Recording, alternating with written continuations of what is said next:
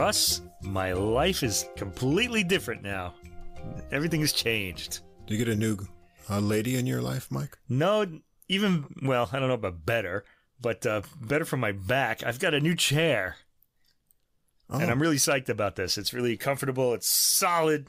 And I think my whole back has changed. And after just 3 days of sitting in this thing, I feel good. You look rejuvenated. It doesn't squeak like the old chair did. I remember like in the early episodes, we had a lot of squeaks on the chair. And that won't be happening anymore. Well, it hasn't happened in a while, but I can lean back and it feels good. Woo! I wish we were on video so everybody could see this. And see how straight I'm sitting up now. I think this is going to make massive improvements, not only for the podcast, but for all of your life. I feel like it's, if it straightened out my back, it must have straightened out my brain too, right? So I think Your chakras will be aligned. Yeah, my chakras are all aligned, and I'm just going to be saying all these useful, helpful things about music, so. Huh. This is the first episode that's gonna, what do they say, today's the first day of the rest of your life. Right. This is the first episode of the rest of our podcasts. Now I'm suffering from chair envy. Yeah. And you know what? This is a funny thing. I got this chair. It's an IKEA chair, and it cost about, in American dollars, it was like what, around 13,000 yen. So it's like around $110. $120, right? And I know people who have like chairs that cost $3,000, $4,000.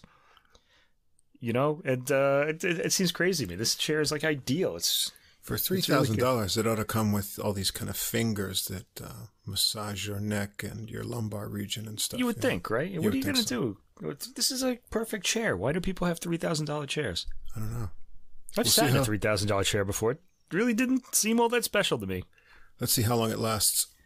Well, there's that too. I think this chair will last. IKEA stuff tends to be really good, though. It tends to hold up. Just got to build it yourself. No problem.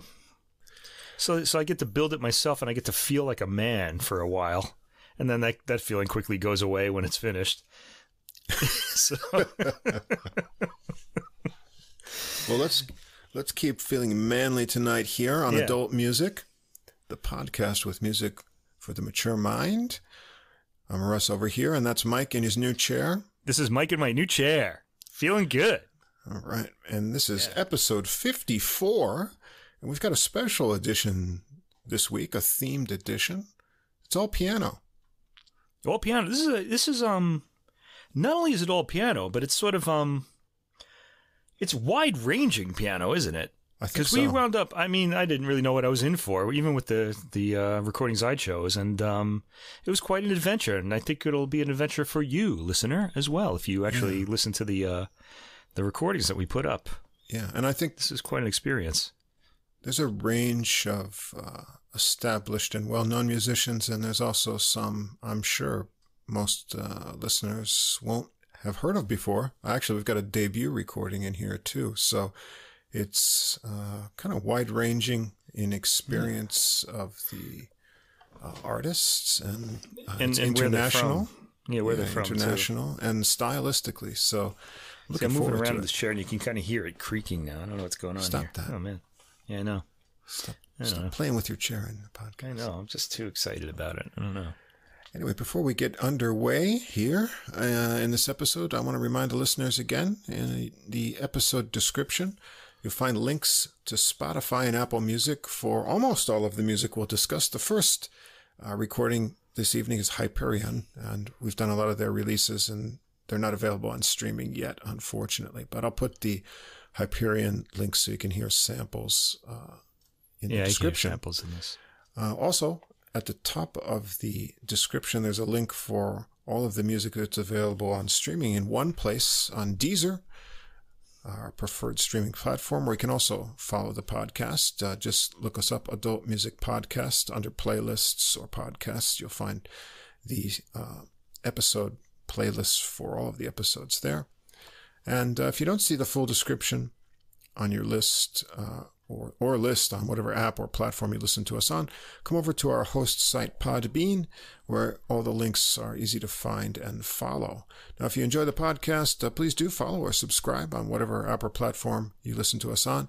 If you take just a moment, also give us a ranking or write a short review. That helps us get listed in the browsing category recommendations, and that helps us get new listeners, which we're always grateful for. You can also find us on Facebook now. Look for us there. Just search for Adult Music. You'll find our new page. We're kind of just building it up. So if you want to jump on and follow us there, we'd appreciate that. You can also leave a message or comment. And if you'd like to contact us directly with anything in a message format, comments or questions, we'd like to hear from you. Our email address is adultmusicpodcast. That's all one word at gmail.com. Yeah.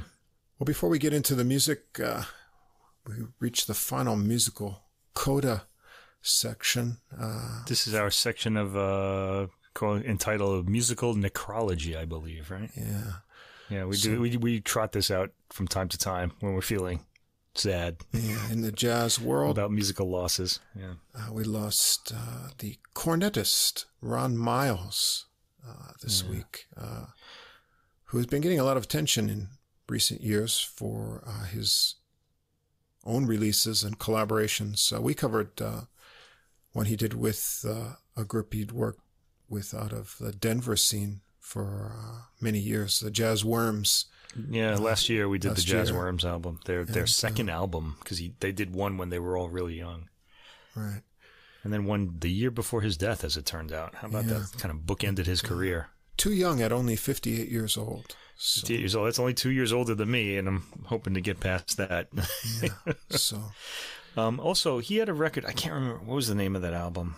There was a track that he did on his, I think it was his most recent solo album. I don't think he put out a solo album after this, but there was a song called Queen of the South that I really liked. It's really pretty. Check that out on your streaming service. Just Ron Miles, Queen of the South. I could figure out what album it's on. But while I'm looking at that, I should also mention in the classical world, we lost someone in a pioneer of early music, meaning from the Renaissance era. But this is Rene Klemenchik. He was a scholar, and he was also the director of Musica Antiqua. And he died at the age of 94, which seems to be a pretty good life there. So that's pretty good. Yeah. Rest in peace, Rene. We won't be... Well, you don't know. We might be hearing some more from him if they've recorded anything.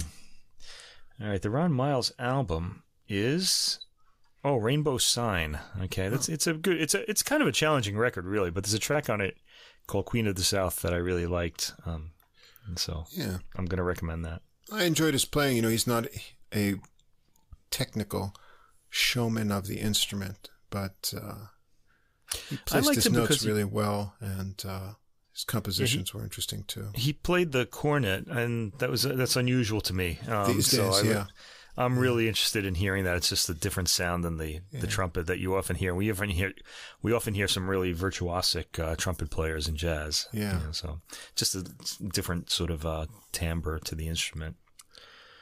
Yeah. Anyway, sad news, but we thought we'd mention it, and hopefully we won't have too many more in the coming weeks. Yeah, but let's roll into the piano music. We're going to start with familiar material anyway. So when you think of the piano, if I say classical music, classical piano, like who do you think of right away? There are really two. Chopin. Chopin would probably be the first for many, but of Beethoven. Course, Beethoven, the sonatas. We think of everybody has to play the Beethoven sonatas when they're learning the piano, and we think of famous works like the Moonlight Sonata, of course, right, or the Pathétique Sonata. That would be number 8. Mm-hmm. And there are 32 Beethoven sonatas, but piano sonatas, and people generally know only those two, unless they listen and sort of go on. Now, I realize I have a lot of avid classical music listeners who probably know most of the 32. I will say I've certainly heard all 32 of them, but I don't remember all 32 of them. They're just certain ones that stand out. And then there's some of them that were juvenilia that got published later, and this sort of wound up being part of the canon, that are kind of forgettable, and I don't really remember them very well, although they're pretty. They're really nice. But today, we are going for two mighty sonatas from the end of Beethoven's career, probably the two mightiest sonatas that he ever wrote. And that would be the Hammerklavier Sonata, the longest work for a solo instrument written up to its time. The Romantics, who were inspired by Beethoven, took care of that later. They wrote even longer works. And his final piano sonata, Opus 111, which that number has become sort of significant just because this work is labeled as Opus 111. The number 32 in C minor. Okay. Right. Both difficult works for the pianist and for the listener, too. Okay. Yeah. Sort of like the Iron Man of piano sonatas. It really is the Iron Man of piano playing, I think, and also sort of tonal piano listening. I mean, if you really want to go to the super Iron Man, you get into the mid-20th century and just sort of, what was it that Charles Ives said about Carl Rogel's music? Like, he's just take it like a man. Take your dissonance like a man. Oh boy. Anyway, all right. So the Beethoven sonatas, the other two mighty. We think of Beethoven as being a heroic era composer. So there's and the two, we think of the Fifth Symphony, which would be one of the heroic era works. The Third Symphony, the Eroica, named the Heroic, which is, I guess, where the era gets its name from. There are the Razumovsky string quartets. And then there are two piano sonatas that belong in that era. That's the Waldstein and the Appassionata. And the pianist that we're listening to tonight playing these Opus, Hammerklavier, Opus 106, and the C minor, Opus 111, is Angela Hewitt, Canadian pianist, who I happen to be a big fan of, as is friend of the podcast, Nathan Jones over in Italy. What's up, Nathan? I know you're a big fan of Angela Hewitt, so we'll give you a shout out there. Now, this release is the last in Angela Hewitt's complete Beethoven piano sonatas project. So she's now finished recording all 32 of Beethoven's piano sonatas, and she saved the two biggest, most difficult, and most challenging ones for the listener for last and put them on the same album, which I think is really hard. I couldn't listen to this like all the way through. It was just so mind cracking to me. I had to listen to one at a time. I broke them up, as well. Yeah, I broke them up too. I think, and we recommend that you do that too, listener, if you're gonna traverse these. Okay, so speaking of which, Angela Hewitt, I have all of these as single discs. Now, I'm imagining Hyperion is going to be putting out a complete box pretty soon of all of her piano sonatas, and I would recommend that. But I rather like having them as individual items because she's sort of paired, she's put sort of unusual works together, and it made for some interesting program. Like she'd do an early one, a middle one, and a late one, or something like that. And her recording, they've all been good, but they've all been rather unique, which speaks well for the project. I don't think her complete Beethoven piano sonatas is going to be at the top of the recommended list, but I think it's well worth hearing.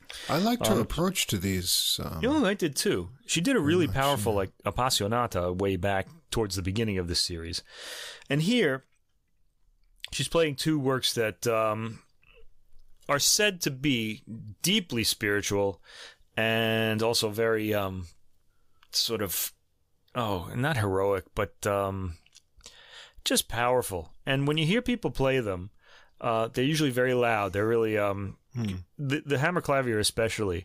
It's said to be have been composed for a piano that was not yet in existence, that had like more sustaining power than the pianos of Beethoven's time. And it's a gigantic work. In fact, I don't think it could. I seem to recall it couldn't be played on the pianos of Beethoven's time because there weren't enough keys on those pianos. So he actually wrote for extra keys that weren't yet in existence. So I think he was imagining a bigger piano. But by this time, of course, he was deaf, so he didn't play it himself. So Franz Liszt later wound up playing this and making it famous. I don't know who played it then. I'm pretty sure he didn't, but I don't know. I should do more research. Anyway, but I just talk on a podcast. So, which, as we mentioned, qualifies me for nothing else. Anyway. You do look good in that chair, though, I have to tell you. I do. Yeah. If only we were video too. Well, I thought, I've heard these works before, and as you say, the heavy image sort of stayed in my mind associated with them. But I found she has a rather, I don't want to say it's a measured approach, because that sounds sort of calculated. In fact, I wouldn't call it a measured approach. But what I would call it's a very a sensitive approach, in that it gets the right mixture. The heavy passages are sufficiently heavy. Other parts are surprisingly light. And I noticed right away with the first movement of number 29, the attention to the dynamic contrast. Yeah. So I never felt I was getting beaten by a Beethoven piano, which sometimes can happen. Which usually happens with this piece, because they want to put across those like extreme dynamics, a lot of pianos. But Hewitt doesn't do that. You said sensitive. I'm going to say the F word. Are you ready? I think this approach is very feminine. Okay? And I don't mean that in some kind of pejorative way or weak way. It's just a different approach than we normally get. It's a little more, as you said, sensitive. It's played more melodically and tunefully than, say, powerfully and crashing onto these big forte chords. The opening of the Hammerklavier Sonata is pretty famous. The dun dun dun dun dun dun. Okay, but it usually explodes out of the piano, but not here. The fortissimi come across more as forte, but I like it like this. I thought this was a really interesting approach that it was refreshing. I called it spirited rather than heavy. That too. It has that would take the measured away. That's good. Yeah. She makes sure we hear all the phrases and how they're related, and she goes for a rather subtle reading of this score, without the machismo that's usually applied to it. And this kept me listening.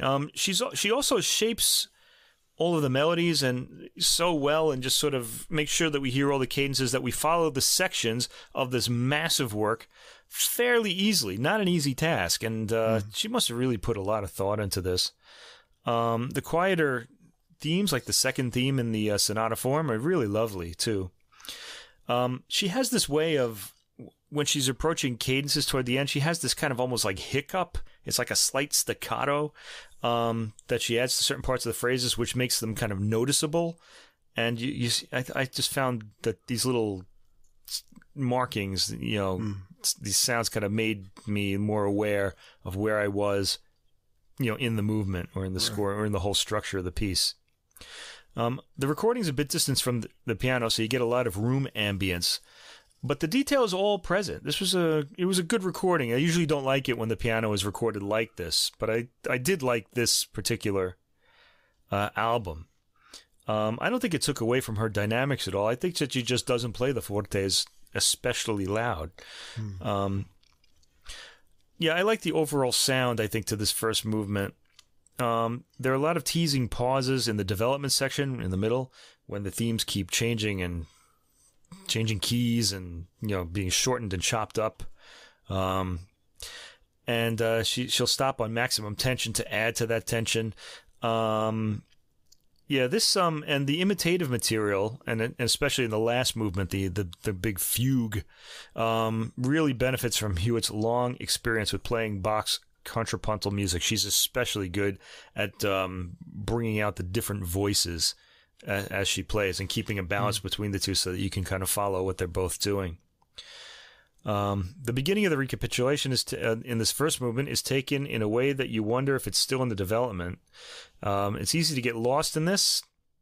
There's a lot of added accompaniment to the themes, and the ending chords are also modestly taken. So I kind of didn't feel completely beaten up and exhausted after this long first movement.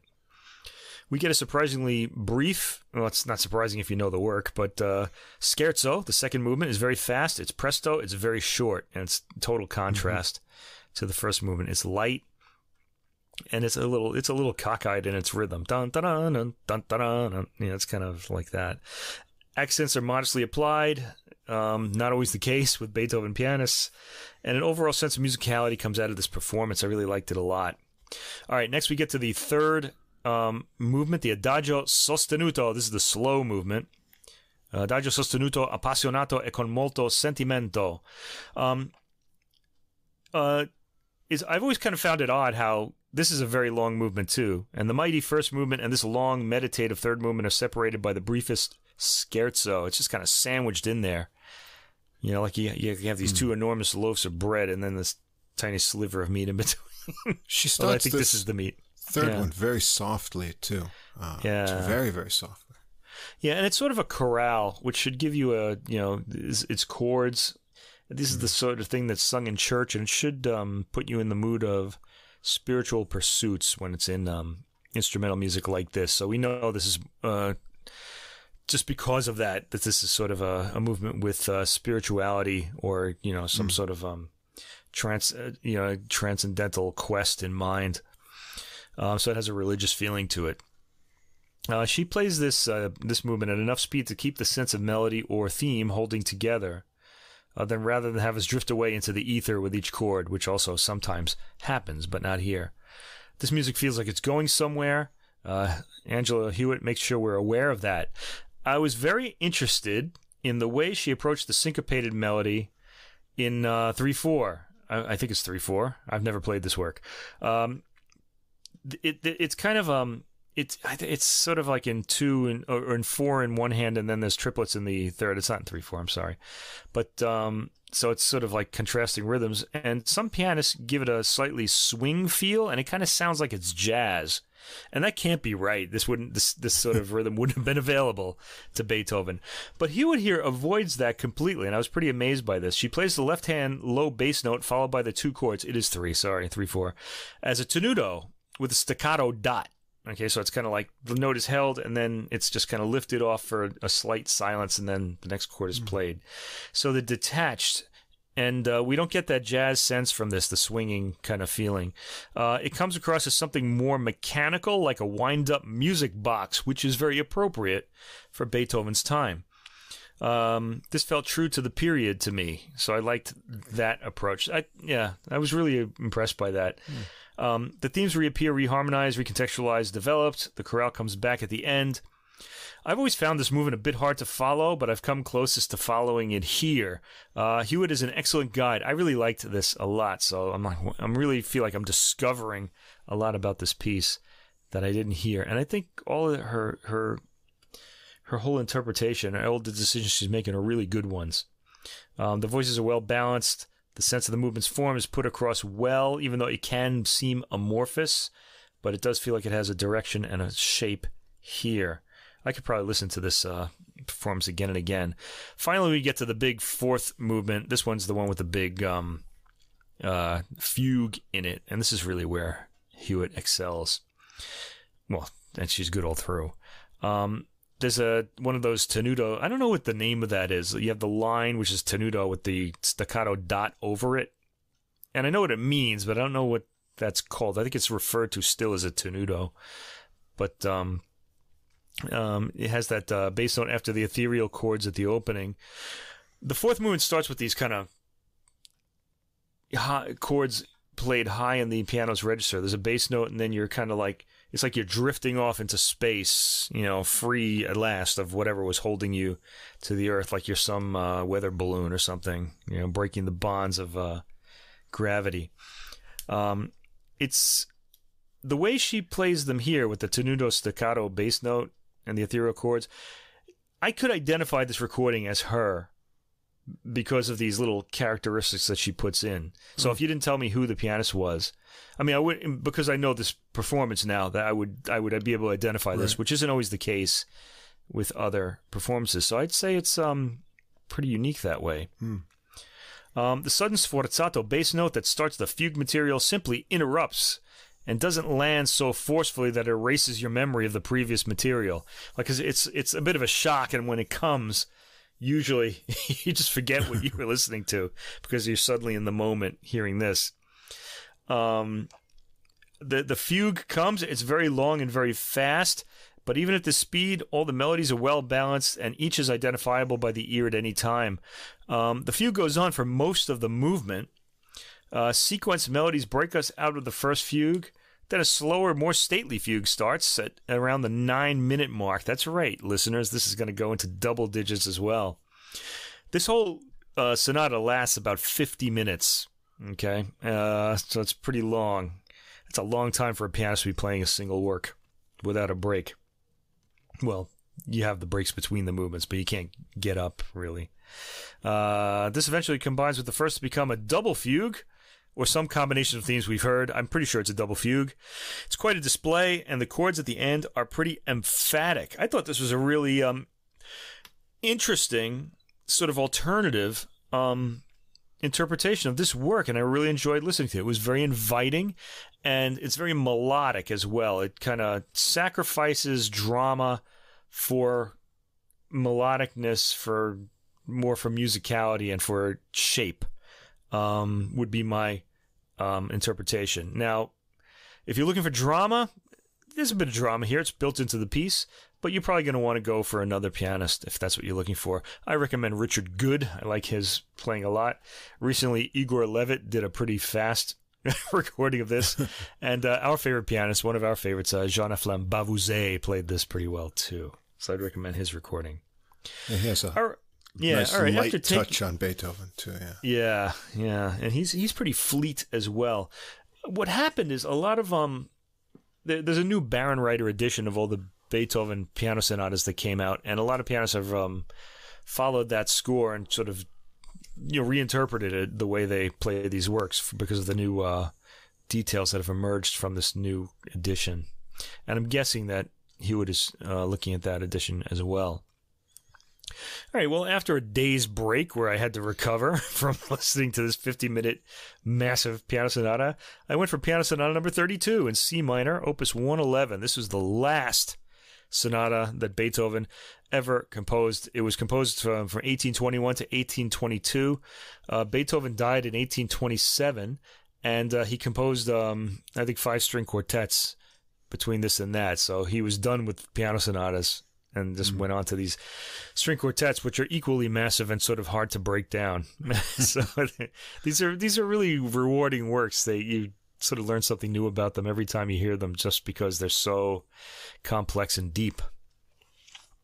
And your life experience sort of, as you get older, I think you kind of pull a lot more out of them as well. All right, the piano sonata number 32 is very unusual in that it is 2 movements. The first movement, labeled maestoso, and then a dash allegro con brio ed appassionato, starts with the way Hewitt plays this. It comes across as having this in media res quality, which means is Latin for in the middle of things. So sort of, I think the big example of this would be the Iliad, Homer's Iliad, where everybody's already at Troy and the battle has been going on for 9 years already, and then you're sort of in the middle of it.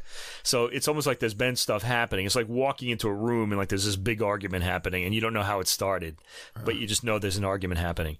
That's sort of the quality I get from the very beginning of this work, especially the way she plays it. It never occurred to me before. It's just... she takes away some of the harshness with her soft, cushiony tone. This is what I think of as feminine. Like she goes for more beauty of tone than any kind of harshness.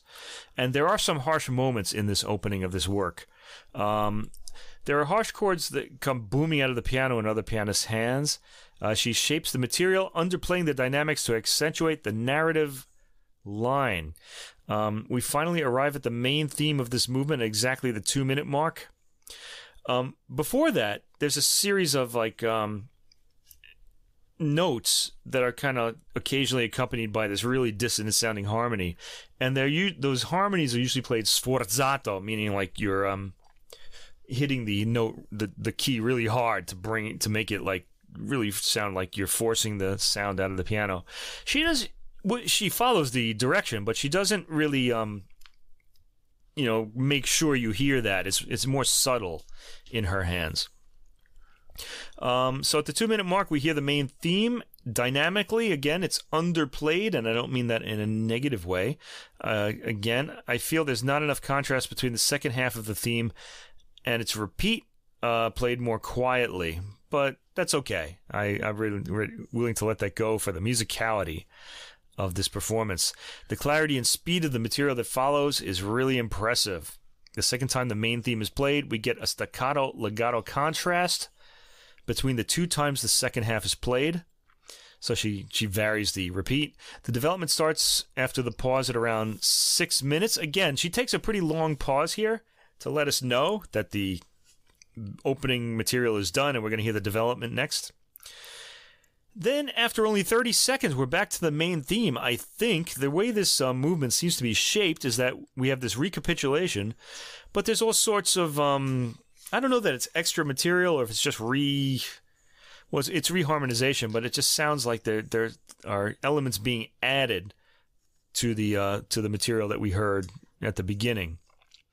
It sounds like it has developmental material in it, so the development and recapitulation sound like they're going on at the same time. But we do go through all the themes, so it is a recapitulation. There's a coda right after the cadence that ends the opening material.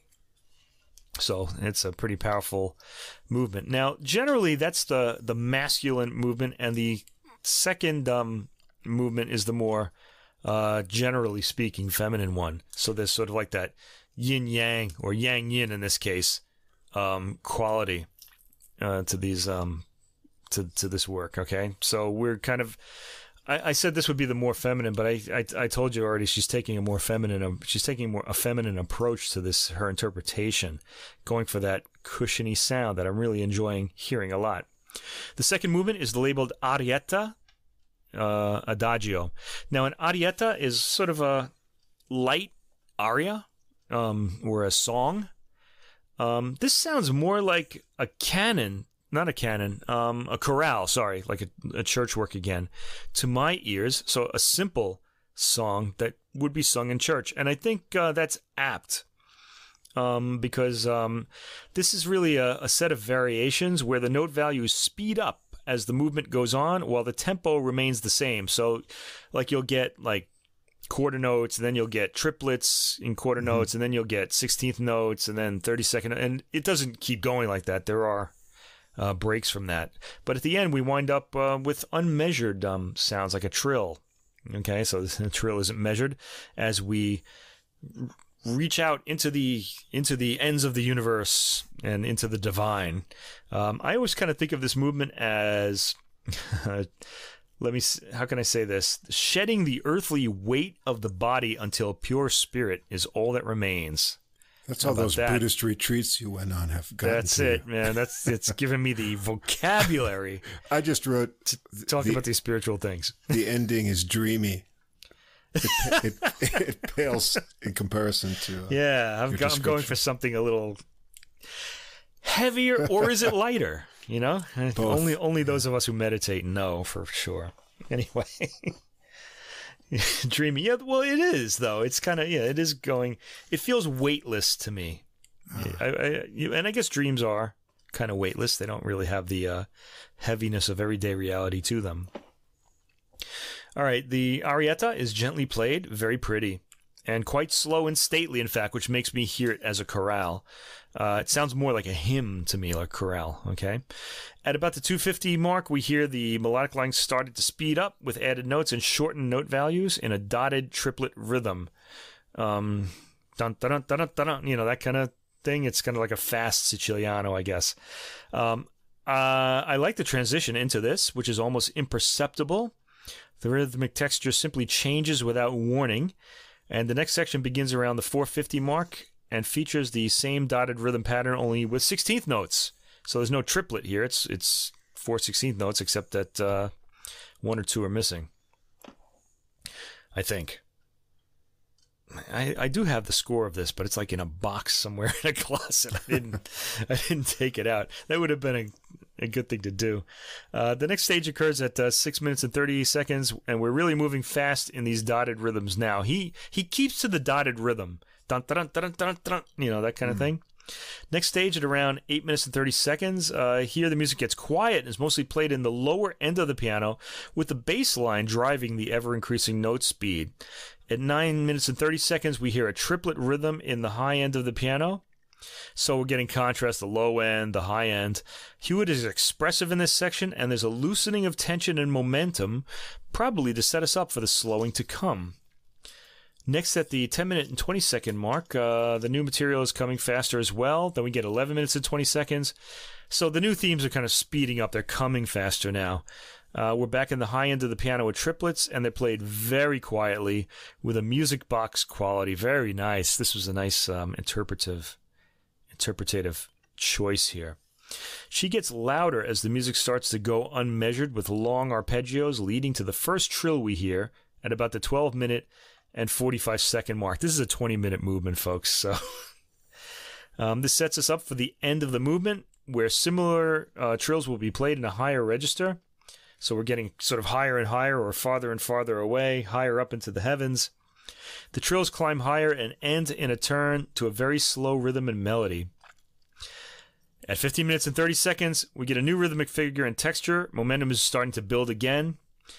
Hewitt seems to play this movement as two large waves of momentum at about this point. I figured that out because there is a slowing in the middle, and then we build again. Think about it as two giant waves at the beach that just kind of come and take you away in a good way.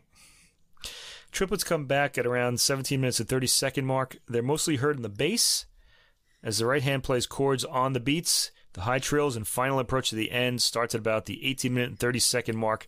The trills stop, we get some fragments of melody, and the piece resolves to its quiet, transcendent end. And what a way to end one's life of writing for the piano. So I'd say these two performances, I said they sacrifice drama for clarity of form and melodic line, and that, to me, is most welcome. It's a different approach. I really enjoyed this. Nevertheless, even with the lighter touch and that Hewitt applies, I still had to break this up into two different listenings. It's just too heavy to hear all the way through. It's kind of an odd choice for a program, but that's the wonder of CD and of listening on the on streaming. You don't have to hear the whole thing in one go. Yeah, I enjoyed these performances. I liked her attention to detail, especially on this second movement here. The sense of space between notes that she creates is kind of very interesting. I felt sort of hanging in some spots there. Also, as I said, that dreamy kind of ending, rising up. It made it worth the journey to the end of the movement. So I really liked it. Check it out. And as I mentioned before we got going, this one is on Hyperion. I'll put the link to their page, but you can't hear it on streaming. So if you like the samples, you'll have to buy it for yourself if you want to listen to all of it. Yeah, or you can come to my place and I'll be glad to play it for you. Yeah, come over to Mike's place as he's building his new Dream sound system. Yeah, it's going slowly because we're not earning anything from this podcast yet. Not yet. If we actually had advertisers, I might have that sound system already. Yeah, I think Hyperion should kick in and fund you because you keep reviewing all of their latest releases, which you could only do if you purchased them. So yeah, I buy everything though. I'm really that's another reason why we need funding to support my habit, which only enhances my life. It's not shortening it in any way. Yeah. Anyway, okay. Good Beethoven release. Check it out. Yeah, this is a great one. It ends her traversal. I would also recommend, if you like Angela Hewitt, to listen to her interpretation of the Appassionata Sonata. The last movement is just dynamite. It's a really great performance. What was I going to say about Hyperion? The Hyperion label is really responsible for a lot of my classical music listening. I mean, I started really just because it turned out that all of my favorite pianists, Stephen Hough, Stephen Osborne, Marc-Andre Hamelin, Angela Hewitt, are all signed to Hyperion Records, and it's a great label. They seem to. One of the reasons I love these pianists so much is that they often do unusual programs. You know, they'll sort of, especially Stephen Huff and Marc-Andre Hamelin, will just pull out like composers you've never heard of before and do entire albums dedicated to their music. And that was what I was into. I wanted to expand my horizons. I didn't really want my whole classical music listening experience to be Beethoven, Mozart, and Brahms, right? And, you know, Bach and the other big names. And also on this pod, you might have noticed, listeners, by now, I don't want the podcast to be like that either. I kind of want people to think about classical music as a living thing, so I try to put as many living composers on the podcast as possible.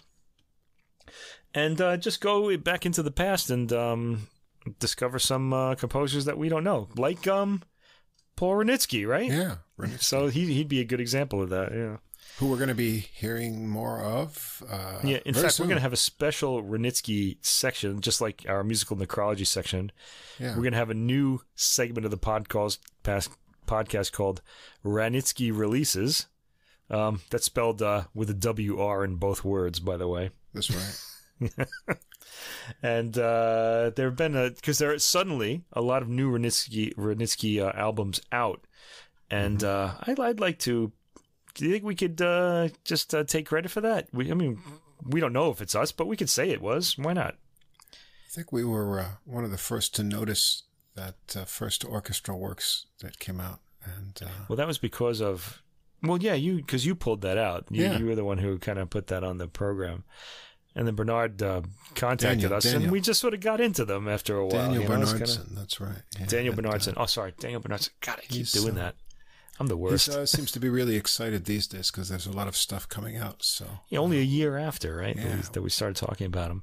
We'll be talking about all of those. We've decided that just because he contacted us and we've been really enjoying these recordings, that we're just going to talk about all of them and let you know about them as they come out. Unless there are like 30 of them a year, then we're going to have to that'd be a different podcast. Let go of that section. But by that point, he won't really need us anymore. All right, now the next recording. Yeah. Speaking of really living composers, switch gears. I have never even heard of this label here. I'm sure we haven't done anything on this label before, and this is something completely different altogether. Yeah. What is this is a Somm? No, this one is a Somm recordings. We're going to do this one next. Yeah. No, they're. I think they're British based. Okay. I have a few recordings on this label. Yeah. Anyway, this is a recording by Rebeca Omordia called African Pianism. Now, when they say African Pianism, please, we do not mean African American Pianism. We mean African Pianism. And that means the whole continent of Africa, sub-Saharan Africa, and also North Africa as well. Okay, so we're going to, although we get mostly sub-Saharan Africa here. Now, Omordia herself is, she's a Romanian national. Her mom is Romanian and her father is Nigerian, so she has Nigerian ancestry on her father's side. And this album is it's works by African composers. Okay, now when we think African, we shouldn't think black right away. Although sub-Saharan Africa, most of them would be black composers. But we do have one Moroccan composer on this, and we also have a white South African composer as well. So it's a real variety. Africa really does have a bit of diversity as well, that we don't really think about too often. We're going to get quite a mix of things here, of music. This is really a step towards the lighter side after these really heavy Beethoven works we heard. These works are they're pretty rhythmic, but there are a lot of European elements in them as well.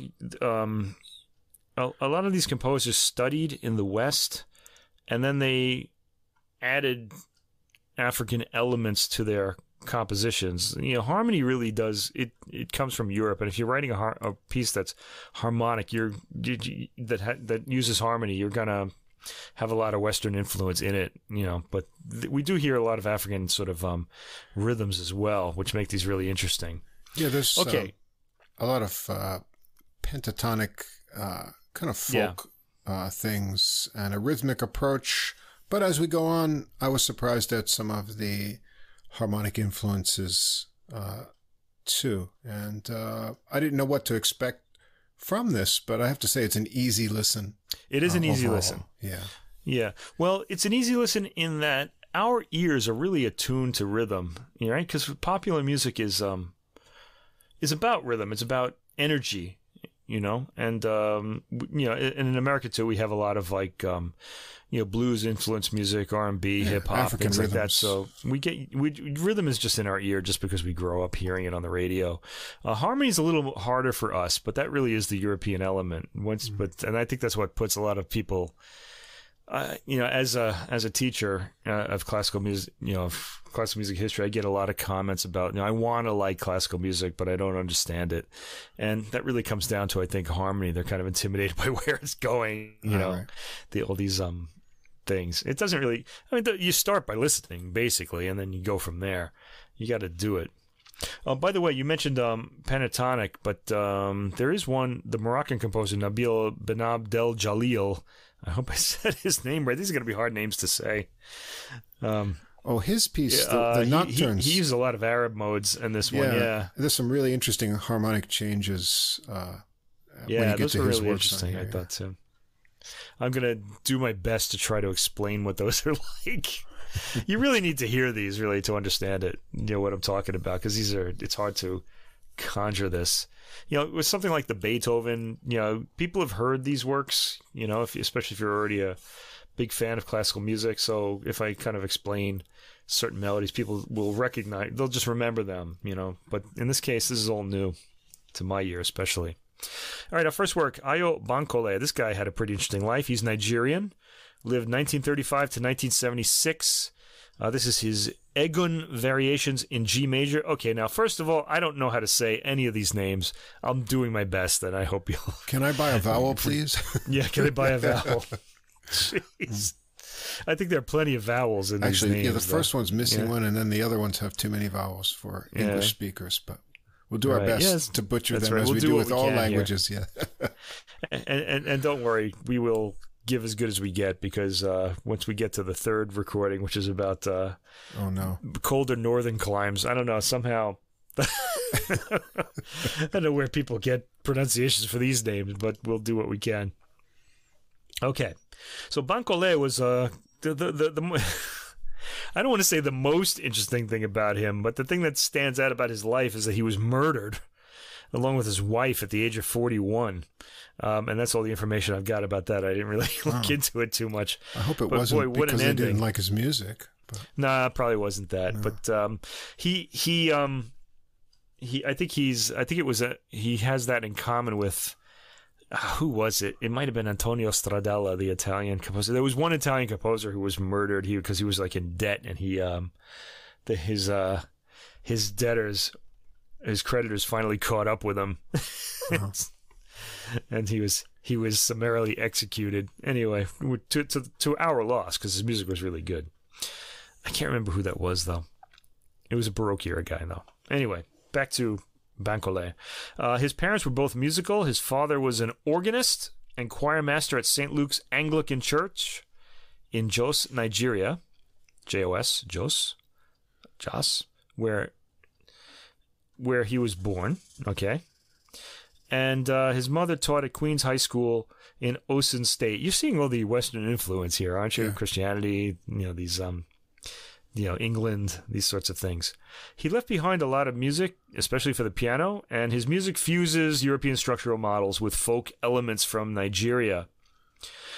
Folk elements, when you hear that, folk music is complicated. We have an idea of what American folk music is, but we really don't know. If a lot of these songs come from different parts of the country, and they all have different local musical traditions.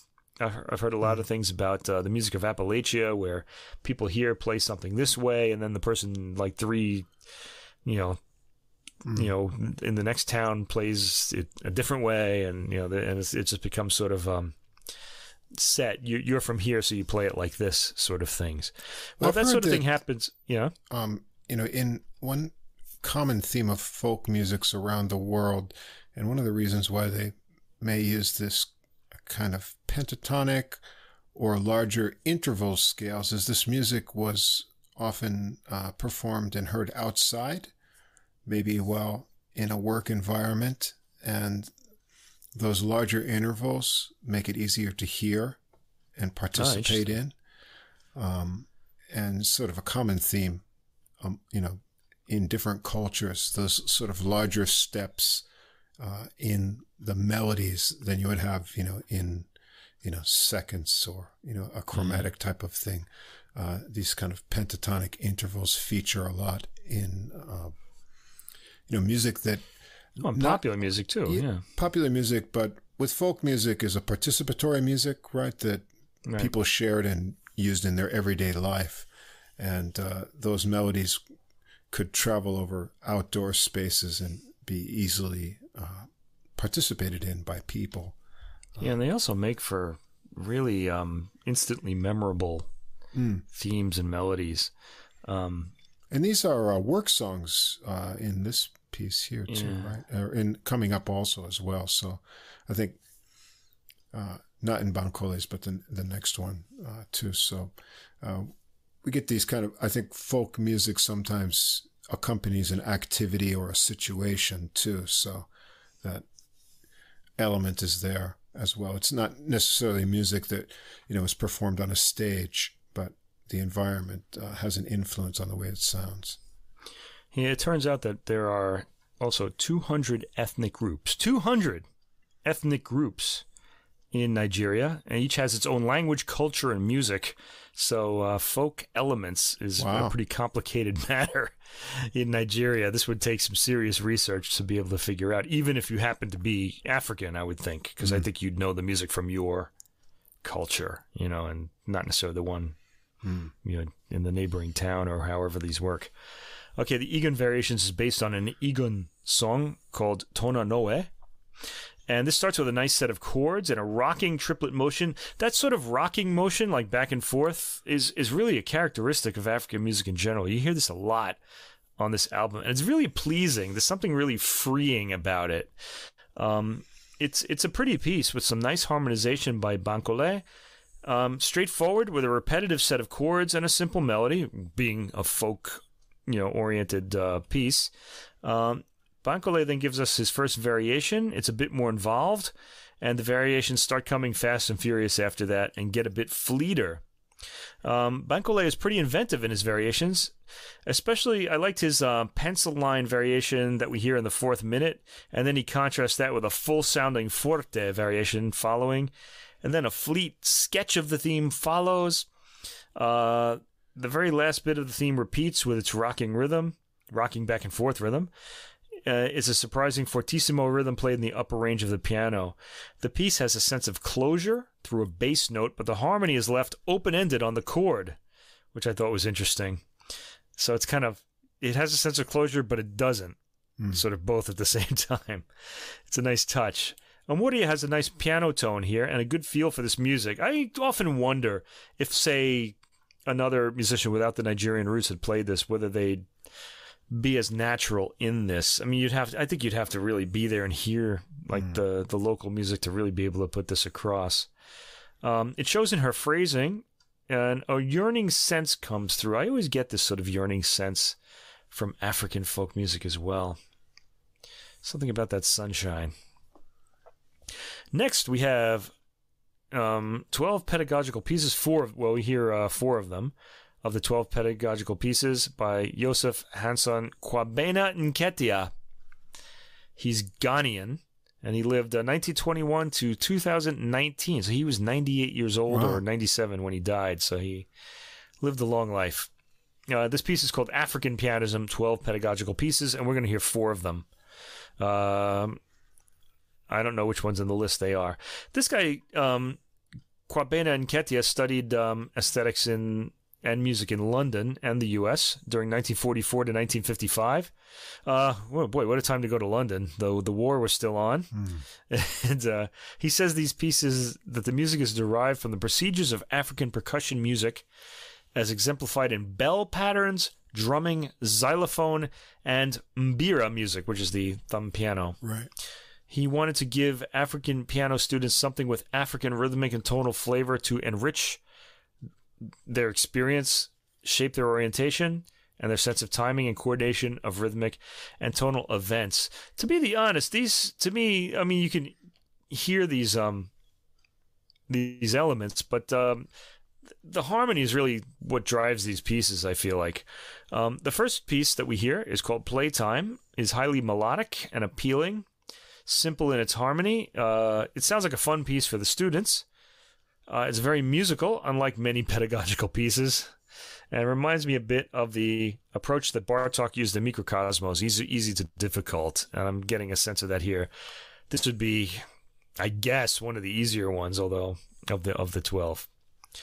The second one we hear is called Dagarty Work Song. Russ, you had mentioned the work songs earlier. Here's one of them.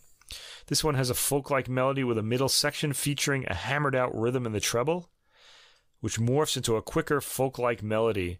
This ends almost as though it were a mid-sentence with no resolve. It just stops being played. Next we get Bwilsa Work Song. This one has a tricky rhythm and sounds more like an odd dance than a song, though it has melodic elements, and it's pretty short at just over a minute. Sounds hard to play, though. Volta Fantasy, this one works via rhythmic and melodic fragments that gradually build into longer fragments, and the rhythm gets pretty involved at times. They're all short and pleasing, more for the pianist than the listener, though they are enjoyable to listen to. No, not more pleasing for the pianist. It's more difficult for the pianist. The last one kind of has a call and response type of thing going in the melody. I thought. But those gets really percussive in some of the sections of it. Yeah, I think the pianist gets more out of these than the listener does. To be honest, they are pedagogic pieces, but this particular one I feel like is more for the training of the pianist. Right. You know. All right, next track 6 to 8. Christian Onyeji, who is Nigerian, born in 1967, so he's a contemporary composer. This is called Ufie, and it's an Igbo dance. Onyeji refers to this piece as a drumistic piano work. I like that word, drumistic. Yeah. Again, puts me in mind of 20th century piano music, which was very percussive. I mean, the piano is a percussive instrument, but that was always disguised, especially by the Romantics. Once it became like a hammered instrument, and finally in the 20th century, composers like Bela Bartók started to bring out its kind of percussive qualities. This piece seeks to realize and transfer Nigerian drumming techniques to the piano, and it draws from the music of the Anambra part of Igbo Island of eastern Nigeria. And this music is reserved, this is pretty interesting, it's reserved for titled men who have achieved respectable status in society. Oh. And is often performed, not the piece, but the music he drew on. Right. Okay?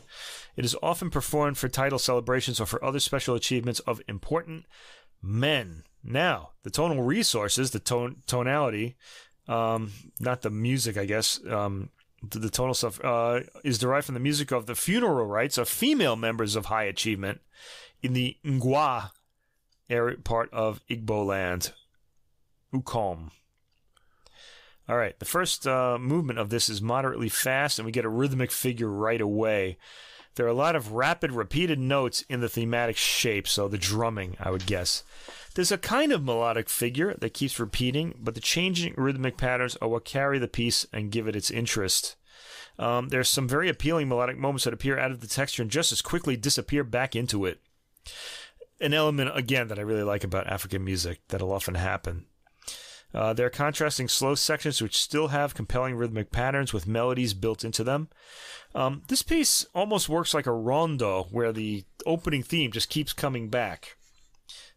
It's not a rondo, though, but it kind of, you could think of it sort of that way. It'll help to know what to expect. Second movement is slow, and it has slow cascading figures with a droning, repeating bass note. This eventually turns to a short chord pattern with ripples in the tenor. And I'm going to use that word ripples a lot. These little, these kind of quick sort of runs. of adjacent notes. The rhythm keeps changing in an appealing way. It sounds like this would be tricky to play despite the slow speed. You'd have to really be alert to the changing rhythm. And this doesn't change the way like a 20th century piece of classical music does, or like a jazz piece would, where you get like sections. They just come like it's just one after the other, and you have to really have a good sense of rhythm to play this. This piece ends satisfyingly on a resolve. Okay, next, Fred. This is a real mouthful. Onovweroswoke. Fred Onovweroswoke. Again, apologies if I have mispronounced that. This composer. This guy. Yeah, he's my pal. Fred. He was born in Ghana to Nigerian parents from the Igbo tribe, so he's got some diverse culture there. This is called 5 Kaleidoscopes for Piano, and we hear all 5 of them. Fred Onovweroswoke studied theory and composition at Principia College in Elsa, Illinois. Oh, so I guess it would be pronounced Principia College. In the States, they would call him, hey, Freddie O. Freddie O, probably, Because no one would be able to pronounce his name. Yeah, I know, right? He's an American citizen now, by the way. I can't imagine that people call him by his last name there. Just the way they're always, messing up family names and things like that. Okay. The first piece, the first movement, is labeled With Vigor. And I'm just going to call him Fred, okay? It's just easier. Freddie-O. Yeah, Freddie-O. He's trying to capture a beehive effect before the bees move camps. And he says it's a sonic metaphor for humanity in its restless pursuits. The buzzing seems to occur in the bass, which is busily playing a buzzing tremolo below the restless thematic action above. Yeah, second movement, Adagio molto parlando. Now, parlando means like speaking, and we usually don't get this instruction in music, so it's pretty interesting that he would say that. I think he wants something, and it's he calls it a sort of tone poem. Now, tone poems usually are based on an actual poem, except that they're in sound, and because you know the original poem, you sort of know what's happening in the tone poem. But we don't know what this is. He hasn't told us. At least the booklet notes haven't. So it's just sort of supposed to go as some ordinary poem. It starts in the bass with ominous ringing tones deep in the bass end. Whatever it's about, it's not a terribly happy story. It sounds kind of ominous. There are brief flourishes in the right hand before a harmonized melodic pattern is played. Segments of material are quickly interrupted by pauses, and a new approach begins. And it goes on. Third movement, Larghetto Espressivo, is a romance of pure joy of being back in a lover's arms or being back in Africa beholding the landscapes.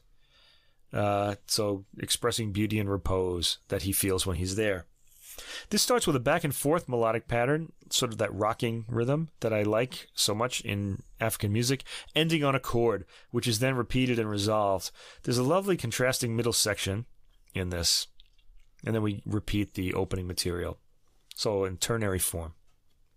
Fourth movement, Lentissimo e languendo, languishing. And he says this one mirrors a dark Nubian folktale of forbidden love and a coquettish but poetic dance of defiance. This one's kind of mysterious, yeah. Yeah. It starts with some forbidding material in the bass. The opening is all atmosphere, with the right hand playing rippling material and the left hand imitating and playing its ominous opening material. This movement progresses in sections, and there isn't much thematic material besides the bass. The right hand just creates atmosphere. Fifth movement, in the last one here, Vivace con brio, opens with a thunderclap in a storm, and there is therefore a commotion and a frantic hunt for shelter. This piece is restless throughout, and it has a rhythmic pattern with the constantly moving thematic material above it. Track 14. There are a lot of tracks on this album. This is by David Earl, who is South African, and he's also the only white guy on the recording that's featured. This is called Scenes from a South African Childhood, and it's the second movement of this, called Princess Rainbow. Okay, now Earl, he really is the most European-sounding composer on this album, and he studied at Trinity College of Music in London. This piece it's pretty much what you'd expect from a European classical piece. It's about a trout called Princess Rainbow that Earl's fly-fishing fanatical father told him as an ongoing bedtime story. The piece has a bit of a romantic feel to it. It really does sound sort of 19th century European, with its rippling accompaniment and clear melody in the right hand. The fish seems to come to a bad end in the final gesture. I guess he gets caught, which is played forte in the higher end of the piano. It's just a sudden... The romance suddenly ends. Into the frying pan. We get kind of what I thought was the most interesting set of works on this album. Nabil Ben Abdel Jalil, and he's Moroccan, born in 1972, so he's also a contemporary composer. Oh, I should mention David Earl is also a contemporary, born 1951. Okay, so Nabil Ben Abdel Jalil, 3 nocturnes, and then he has a piece called En attente du printemps, waiting for spring. He's going to go for more Arab modes here, so we get a real stylistic change in his music. Now, he's called... he has a series of works called Nocturnes that he's been working on for some time. We're going to hear numbers 4, 5, and 6 here. Nocturne 4 was composed in 2015.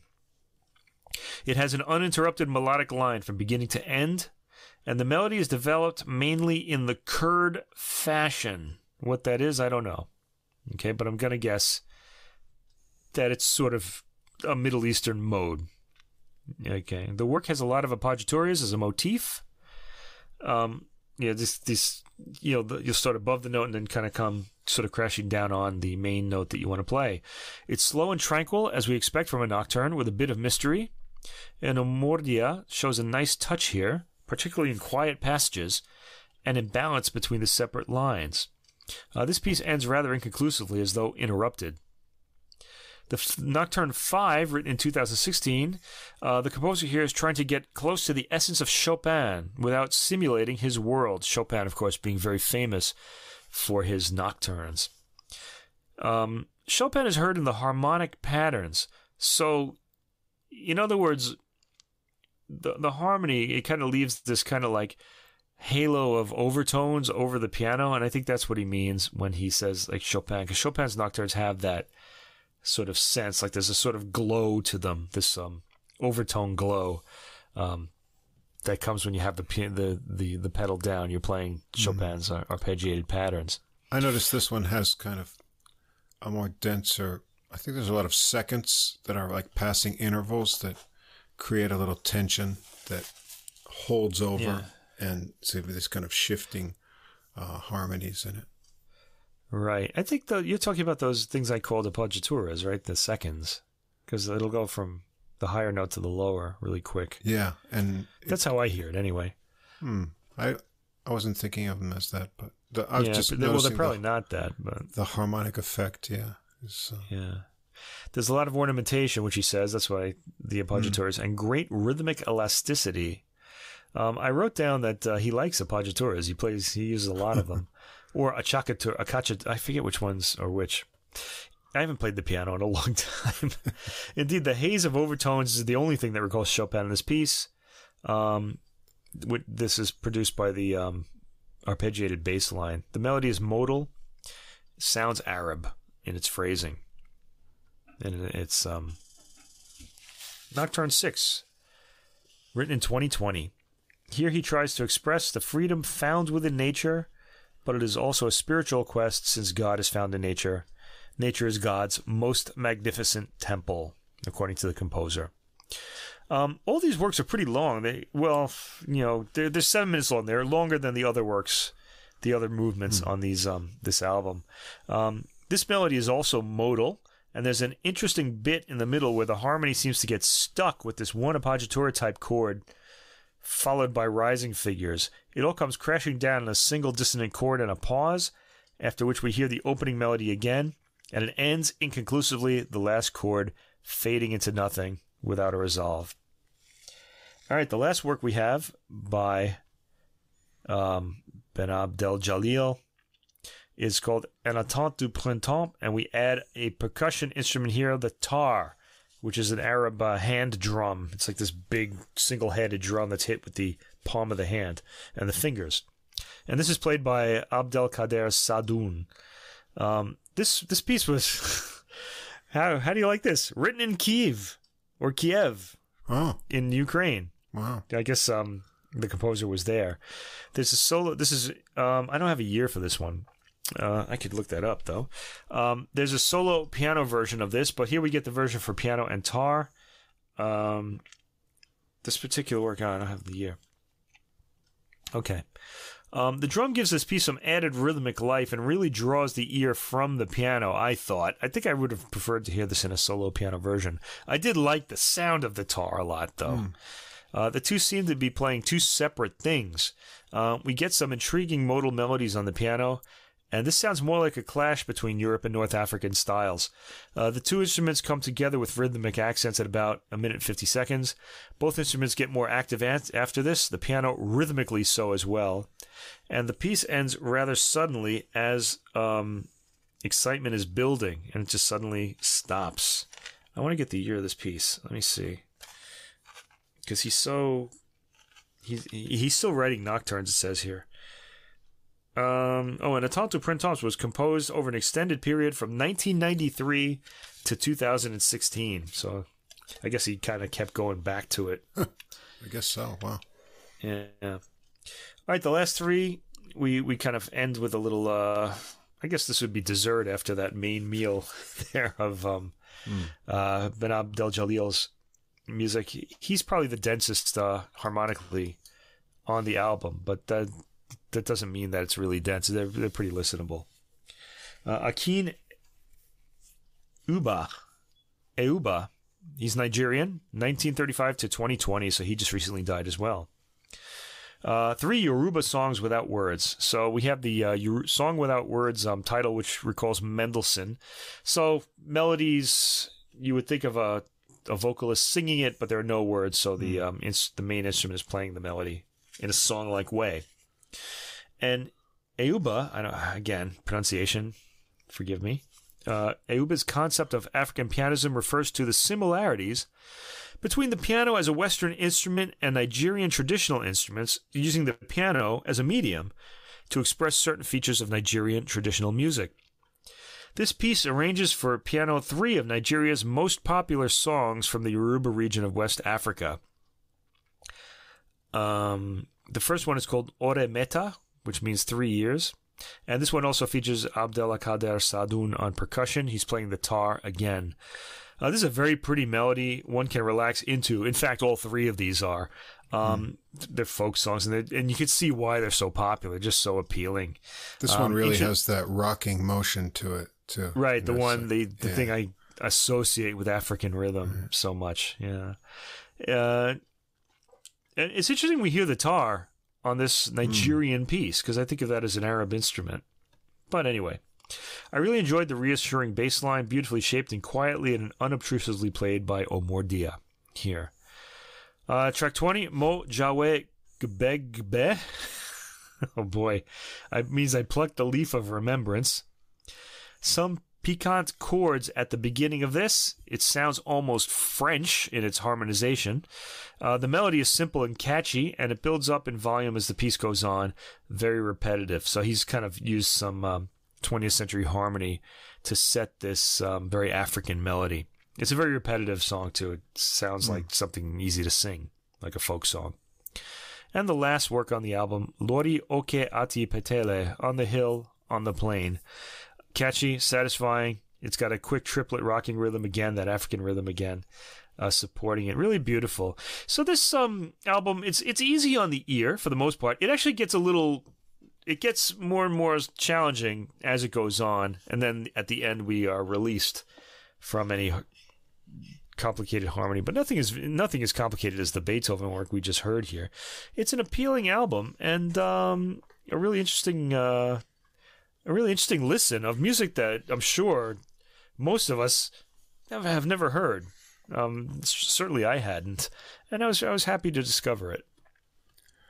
Yeah, it's something different.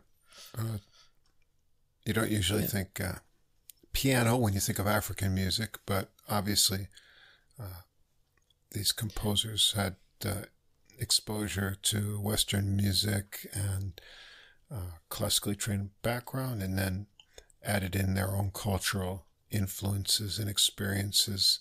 It created something kind of unique. And I think the program makes the most of it. Like you say, it sort of starts you out, gets you into that kind of mode of what we're going to experience as main material. Then it gets kind of complex, a little bit dense, and then lets you down easy with more of a folk song treatment. So, yeah, it's an easy listen.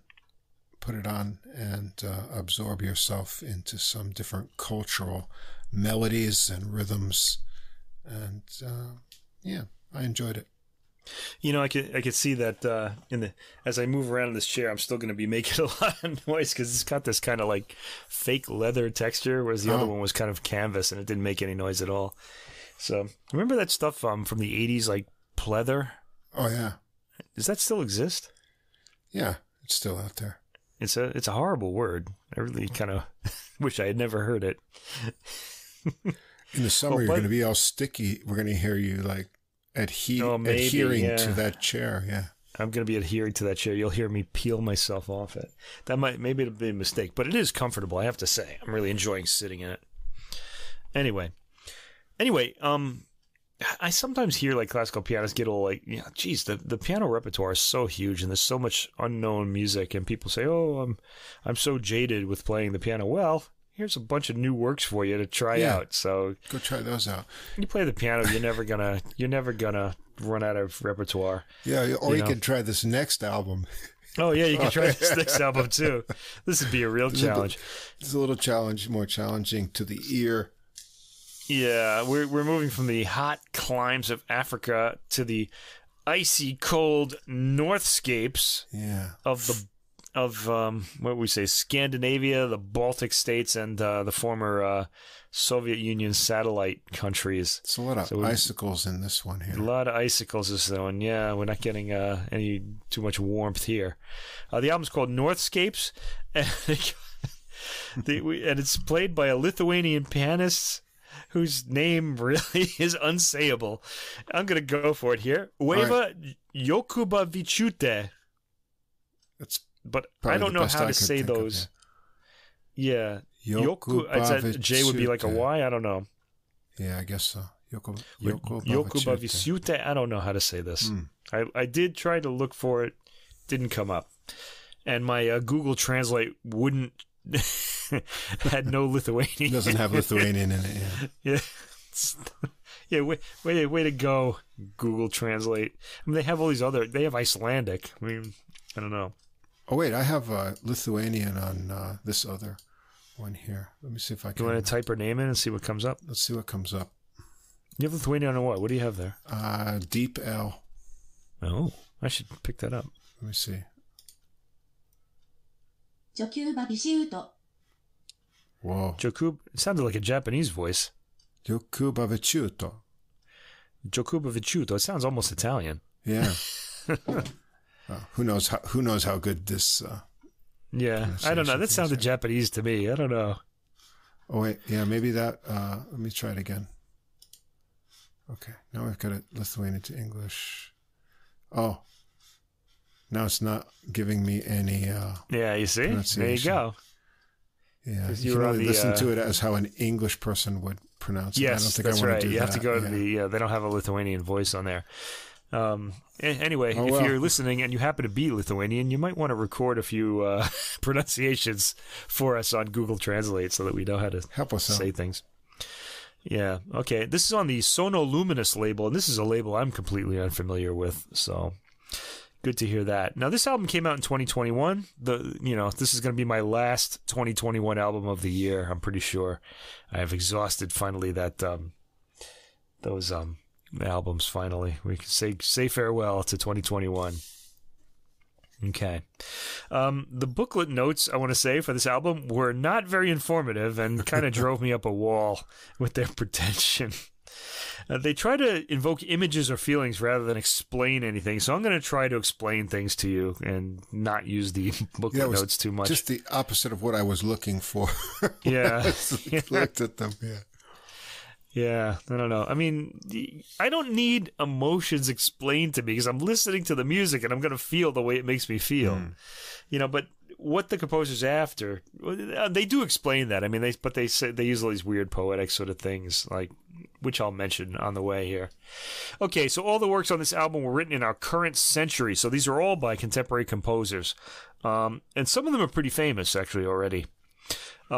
All by composers from the Nordic and Baltic countries of Europe, and all share a particular attunement to nature. This is really true of the music from these places in general. Like if you think of like famous, Nordic countries, like it's composers from famous Nordic countries like Sibelius. His music is very nature oriented, but it's that icy, rocky nature that you get. You almost see a landscape when you listen to it. Yeah. They evoke that a lot. It's part of their whole sort of attunement. And there are a lot of like reverberations of pagan myths, legends, folk music of the region. They all explore. Here we go. They all explore the liminal space dividing yet connecting landscape, soundscape, and mindscape. This is the kind of brilliance you get from these pretentious notes. drivel. Yeah, but what they mean is like that everything kind of combines into one, like what's out there and what's inside you. It's like there's no separation between it. That's what I would have said. Okay, they all tried by meditating on nature to reach beyond the physical to the spiritual, so we can understand that. Okay, so you want to be thinking of that. All right, the first one is Lasse Thoresen. Actually, that's my approximation of a Norwegian person saying this. I actually did look as many of these up as possible. Okay, he's Norwegian, and we hear two pieces by him. This one and then the very last work on the album. They're both in the same set, so he acts as the bookend for everything that comes in between. This piece is called Invocation of Pristine Light, Opus 52, number 1, composed in the year 2014. Thoresen explains that he's invoking the symbolic reality of the elements in his work, and not the material of them. Okay, so he's going for symbolism. So he doesn't want to evoke light as we see it. He wants to evoke light, what light means to us. Okay, so maybe like things like enlightenment or, higher consciousness or things like that.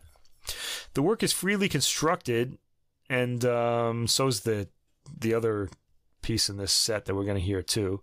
The performer must decide how to combine the sections, so each performance is radically different. So if you were to hear two different performances of this, the material would all come in a different order, depending on how the performer decided to arrange them. Still, Thoresen's concern with sound, timbre, and color continually suggests the unseen forces behind and beyond nature. Okay, this work is about 6 minutes, and it starts out pretty dramatically with the bass tremolo played forte. It then goes into something that reminded me of Philip Glass, really, with a lot of repeating patterns. It's not traditional, but not hard on the ear at all. It comes across as waves, perhaps light as a wave, if I go back to the title. You can hear the sections change, and they'll be different in each performance, as I mentioned. The next section that the pianist plays, I'll call her Ieva Jokubaviciute. It's a lot to say. Okay. The next section is more Debussyan in the harmony. There are little phrases peeking out that remind me of some of the preludes of Debussy. Next, we get some arpeggiated material at the top end of the keyboard, which makes its way downward in frequency. Repeating and slightly changing chords come next, and I like all the harmonies involved. There's lots of ostinato in this piece, but it's in the rhythm, not necessarily in the harmony. There's the chords change as that rhythm stays the same. The inner notes change, and sometimes form melodic patterns. We get a section with harmonic patterns next that sounds like Debussy's Bali-inspired works, like Pagodes for piano, from his Estampe. Gorgeous icy harmonies. They're very bell-like. These sorts of sounds evoke temple bells in Debussy's piece, and here they just sound icy, maybe like dripping kind of water from an icicle. Lots of repetition at varying rhythms. I'm impressed by Jokubaviciute's tone here. This is an excellent interpretation, I guess. I mean, it sounded good to me. This piece just ends as a pattern ends, and the last note is allowed to ring out until it fades. And it could have really ended in one of many different ways, too. Well, it's interesting. You wrote that. I wrote also, pretty trickles like dripping water from icicles. Yeah, I think that's our big... I think that's just our kind of Western idea of like those Nordic landscapes, really. I don't know. The next piece is by the rather famous now Icelandic composer. Oh God, Anna Thorvaldsdóttir. Thorvaldsdóttir. I actually listened to an Icelandic person say this, and I still can't say it. Okay, Thorvaldsdóttir. By the way, one little secret to Baltic and Nordic names. Generally speaking, this is true of Russian names as well. The first syllable gets the accent. And so you can just let the rest kind of fade away. So. Yeah, I think it's because the person opens their mouth to say the name, and then this cold air rushes in and freezes their lungs. You just can't open their mouth for the rest. So, Thorvaldsdóttir, something like that.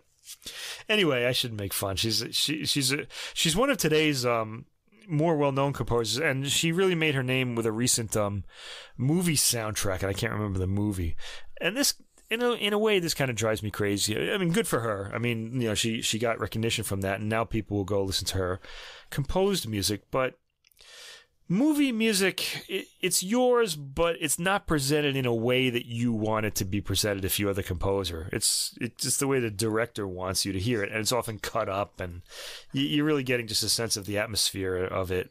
So I would recommend, if anybody knows her music from this movie, I'll look up what it is later, okay? Because I can't just leave people hanging there.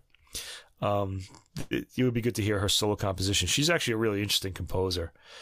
Sort of like, she's Icelandic, and sort of like Björk and Sigur Rós, she just inhabits a completely different world than the rest of us as far as sound goes.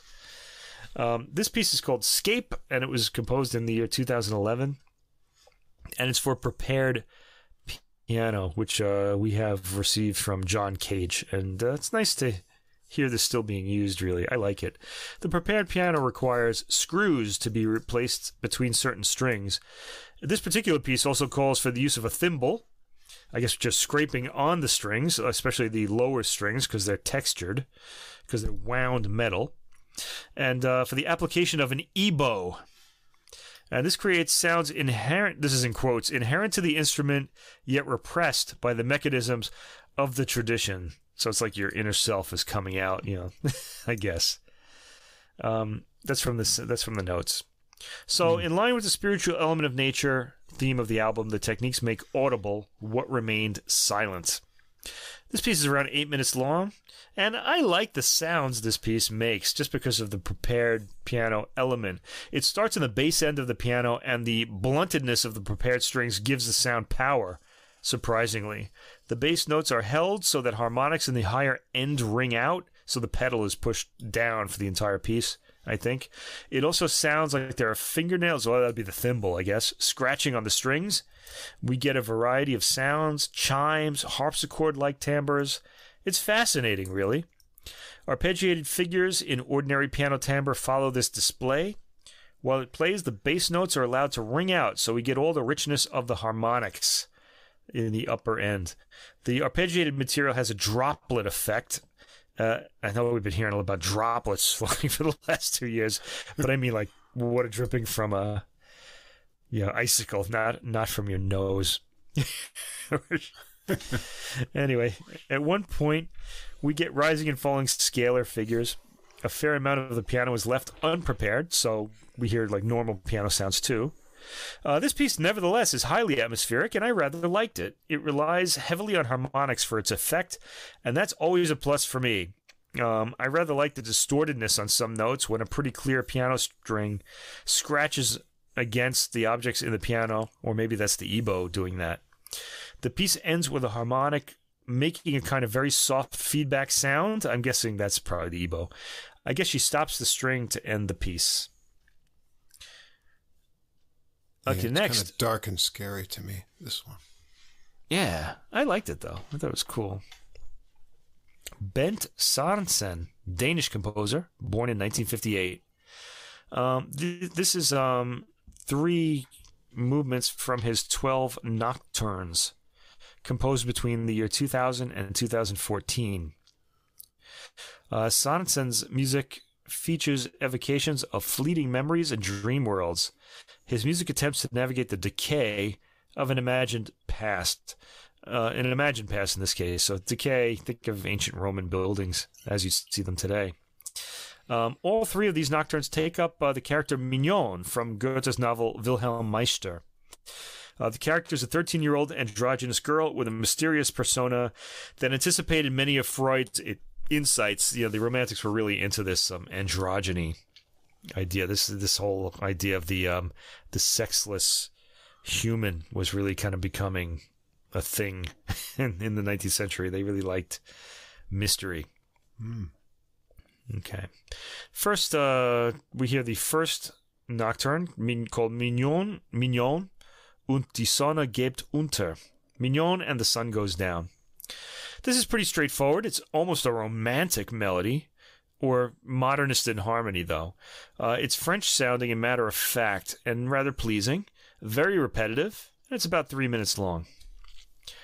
Next, we hear the third of the 12 nocturnes, Nachtlicher Fluss, which really means night flow. It's translated as night river in the booklet notes. Very brief, at just over a minute. It's got a rushing quality, fountain-like at times. Each phrase ends heavily on bass chords, like some blockage in the way. The piece ends softly and gently. And then the last one we hear is number 7, Mitternacht mit Mignon, Midnight with Mignon. It's slow and spacious. A poetic, earnest melody is heard in the opening. The piece combines with some contrapuntal lines. Touching and lovely, again, repetitive material makes the piece an easy listen. Great sonority from the pianist. All right, next, the Finnish composer Kaija Saariaho. Her Prelude from the year 2007. Okay, she was born in 1952, so she's still with us as well. Saariaho's composition style is called spectralism, and that attracted me because I'm kind of interested in this technique. I don't really understand how it works, but I think it works a lot on the harmonics of the notes. It uses the acoustic properties of sound, which are referred to as sound spectra, as a basis for composition. I don't know what that means. Okay? Got me. Acoustic properties of sound. What do they mean, harmonics? We don't know. It's complicated because it involves computer-based sound analysis and representations of audio signals, and then the piece is composed from that. And it treats these as analogous to a timbral representation of sound. So I guess it's really up to your imagination how you're going to apply that. It's a very French idea, as you can imagine. And its originators, Gérard Grissy and Tristan Murail, who's still alive, I think, are both French. Now, Saariaho arrived at the style via serialism. Oh, thank God she's not still doing that. That really stopped music dead in its tracks for the mid-20th century. And this is far more interesting, I think, spectralism. So this composer's music has been forbidding from the start. Saariaho's music is challenging. Okay, you're going to have to take it like a man, as take this woman's music like a man. Okay. Okay. The notes say that she has a synesthetic approach, by the way, and I wish this were clearer. She seems to have a kind of synesthesia that involves all the senses. Now, as far as I know about synesthesia, it's like when you see color or you hear color as sound. That's what Olivier Messiaen had, and he based a lot of his music on that. Now, she claims to have, her music involves all the senses being put into sound. So it tastes good? Yeah, I guess so. She said, this is what she says about her synesthesia: the visual and the musical world are one to me. Different senses, shades of color, or textures and tones of light, even fragrances and sounds blend in my mind. They form a complete world in itself. I wonder what chocolate would sound like. Here she starts at the extreme ends of the keyboard in this piece, the prelude, and explores layers of sounds and movements. There are a lot of ostinato figures layered with glissandi. Okay, we have this super cool bass note allowed to ring, so its harmonics register, as in the Torvalds Dotish piece. And indeed, an ostinato figure right away, a slow trill. Also, rising figures probably played on harmonics. The pedal pretty much stays down for the entire piece so that we can hear the harmonics, which are important to this piece. The mood of the piece is mysterious, like a dark woods feel. It feels like there's some kind of electricity in the air. No melodies, just notes ringing out and purling down around occasional trills. I get a lot of water images, so the purling, P-U-R-L, image. The piece gets busier as it goes on, with lots of angular material, lines that bend rather than curve. You want to be listening to the harmonic halo over the sound the piano is making. It forms a kind of sonic aurora borealis, sort of. Really, you should listen to this in all music. Chopin's music does this sort of thing too, and it's more melodic. This piece just ends at a seemingly random place, so it's really about the timbre, the sound, and about that halo of harmonics, that sheen that's over the piano. I think I was missing the scratch and sniff album notes for this one. I guess. Oh, boy. All right, track 7. Raminta Sershnitya. Ooh. Lithuanian. Born in 1975. Okay. I heard a record of her choral works last year that I rather liked. All right, this is a work for piano called Fantasia, or Fantasia, I guess. I'd go for the Italian here. Fantasia, 1997. The piece is made up of 2 constantly changing themes. The first is melancholy and wistful, giving a sense of inaccessible distances. And the second is fast and restless, like a surge out of a melancholy torpor. So these are pretty easy to tell apart. Inspirations include a range of psychological states and archetypes and nature. And the booklet notes evoke Schumann's 2 characters, Florestan and Eusebius, who he claims were sort of opposites and opposite parts of his character. And the entanglement of the 2 themes mirrors the relation of ego and unconscious. And in the coda, there's a return to the original state of bright longing as it returned back into a dream. So what does this sound like? The melancholy, wistful theme relies on a lot of harmonics like the previous piece. In fact, I think that's going to be true of Nordic music in general. Lots of harmonics. There are a lot of dripping water effects in the quick downward figures and appoggiatures, if I can call them that, because they don't resolve to anything. The restless theme starts at around 2 minutes and 30 seconds and is played staccato with rippling figures. There's a serial music quality to it, like in Schoenberg's music, but it's not composed according to serial principles. It's not a bad piece, really. It just stretches the ear a bit with its unexpected figures. The 2 themes more or less alternate afterwards, with, for me, the more active theme having the more interesting material, probably because it's so fleeting, like in Webern's music, so you have to kind of catch it as it goes by. I generally like more atmospheric music, though, but the opposite was true here. It has a pretty ending with the first theme. Next, a composer that I know both Russ and I like a lot, Peteris Vasks. We did his oboe concerto on a recording on a previous podcast. He's Latvian, and he was born in 1946, probably the elder statesman on this recording. This is his Music for a Summer Evening from 2009 for the piano. This piece is said to transform the nature of northern climes into the spiritual realm. The work describes the quiet end of a summer day. Slowness memories arise after sunset. The memories increase the intensity, and we hear a kind of folk song at the end that communicates, and these are Vask's words, "We have survived the time of tyranny and have kept our identity. Everything is asleep at the end." The music is rooted in the earth and infused with memory. This has another bass note opening, triggering those harmonics, and features a slowly descending pattern of chords above, which I guess represents the sunset. Very pretty harmonies in this piece. It's very peaceful and warm, and the piece gets louder and more dramatic at its gestures, sticking to its bass note and chord patterns. It's amazing that Vasks generates so much interest out of these minimal materials. The Debussyan opening repeats after this middle section, and the simple and very pretty folk song theme is heard at the very end. Yeah, I like this one a lot. Yeah, it was pretty. I'm going to have to give this a few more listens minor myself. theme that develops, almost gets like romantic in style. And then I kind of was surprised at the way that it slows down and gets really faint right before the final chord there. So, yeah, very lovely. Yeah, Petters Vasks. He's a composer we both really like. I've heard quite a bit of his music over the years. And finally, Thoresen again, Lasse Thoresen. This is the second part of his Opus 52. There are four movements to it. This one's called Invocation of Rising Air. And once again, the pianist has to decide which order he's going to play the various sections in, he or she in this case. He's going to play the various sections in, so each performance will sound different. Here the interpreter starts with a quick pattern in the higher register and a bass note that rings out, providing harmonic space that are then triggered by the higher gentle material.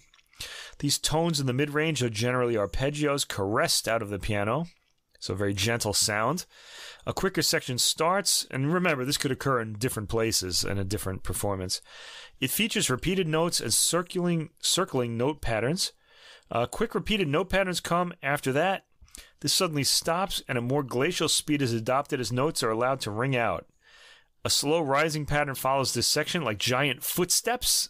I'm thinking a little bit here of Debussy's Little Steps in Des Pas sur la Neige. That's one of his preludes from Book 1. So I feel like giant footsteps are walking across the terrain here. This goes up to the top of the piano keyboard and ends with a soundless key being repeatedly pressed. It's like making this kind of woody sort of sound, but there's no tone coming out of it. And that's where the piece ends. So all in all, this is an atmospheric album that can be enjoyed if approached properly. It's really not for the end of a hard day of work, but I rather liked this. And I enjoy harmonics and ethereal sounds, though. Some people have to be... It's a required taste for some people, but I think it's a very acquirable taste. Sort of like beer was when you were a kid. It was bitter and horrible, and then gradually you started to like it. I think that would happen with music like this. For those who are after the ghost sounds of music, this is a good album to listen to if you like harmonics, as I do. Yeah, it's kind of like looking at a frozen landscape out of the window, or when you're driving along. I know. Yeah, I think the sun does not appear on this album. Frozen highway. It's good to be in a warm place looking out when you experience that kind of thing. Absolutely. So that's how I kind of could enjoy this. Get yourself a hot cup of coffee and then look into this kind of frozen icicle kind of sound. There's some surprises along the way. There's a lot of harsh, brittle icicles in there, but there's some warm kind of oases of harmony and things inside there that are kind of nice. But it's especially coming after the African sounds. It was a real contrast. Yeah. But, there's not much rhythm going on in any of these pieces. In fact, they're pretty frozen. Yeah. We could mix these together and see what we get with the African and Nordic kind of things. I don't know.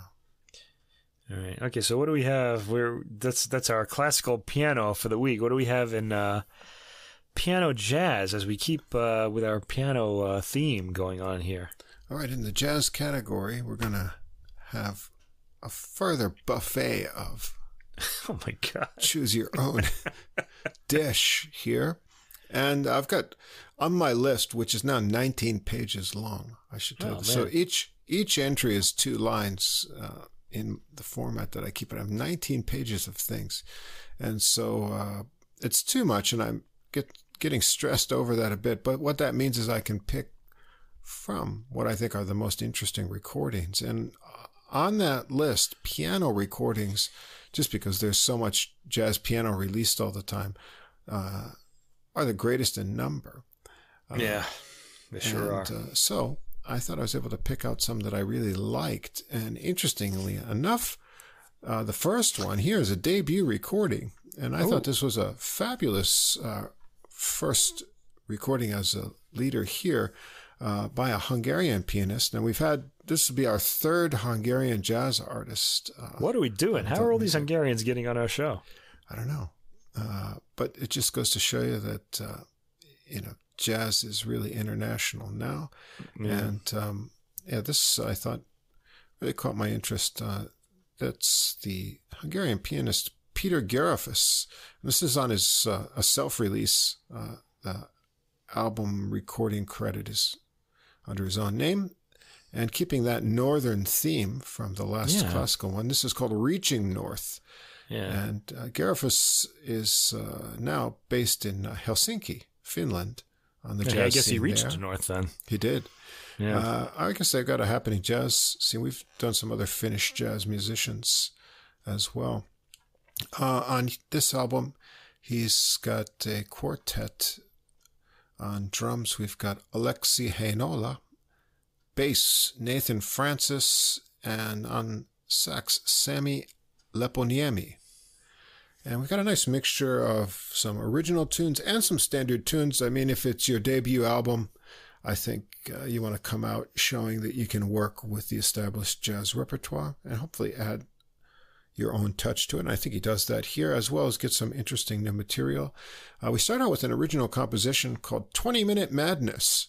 When I first saw this title, I thought, this is going to be 20 minutes long. But it's not. It's like, no. it's 5 minutes long. I couldn't figure out what that title is, where that came from. Yeah, this original that has a jazz standard kind of quality to it. It's a swinging number. The sax, Leponiemi has the melody. He's got kind of a breathy tenor kind of tone.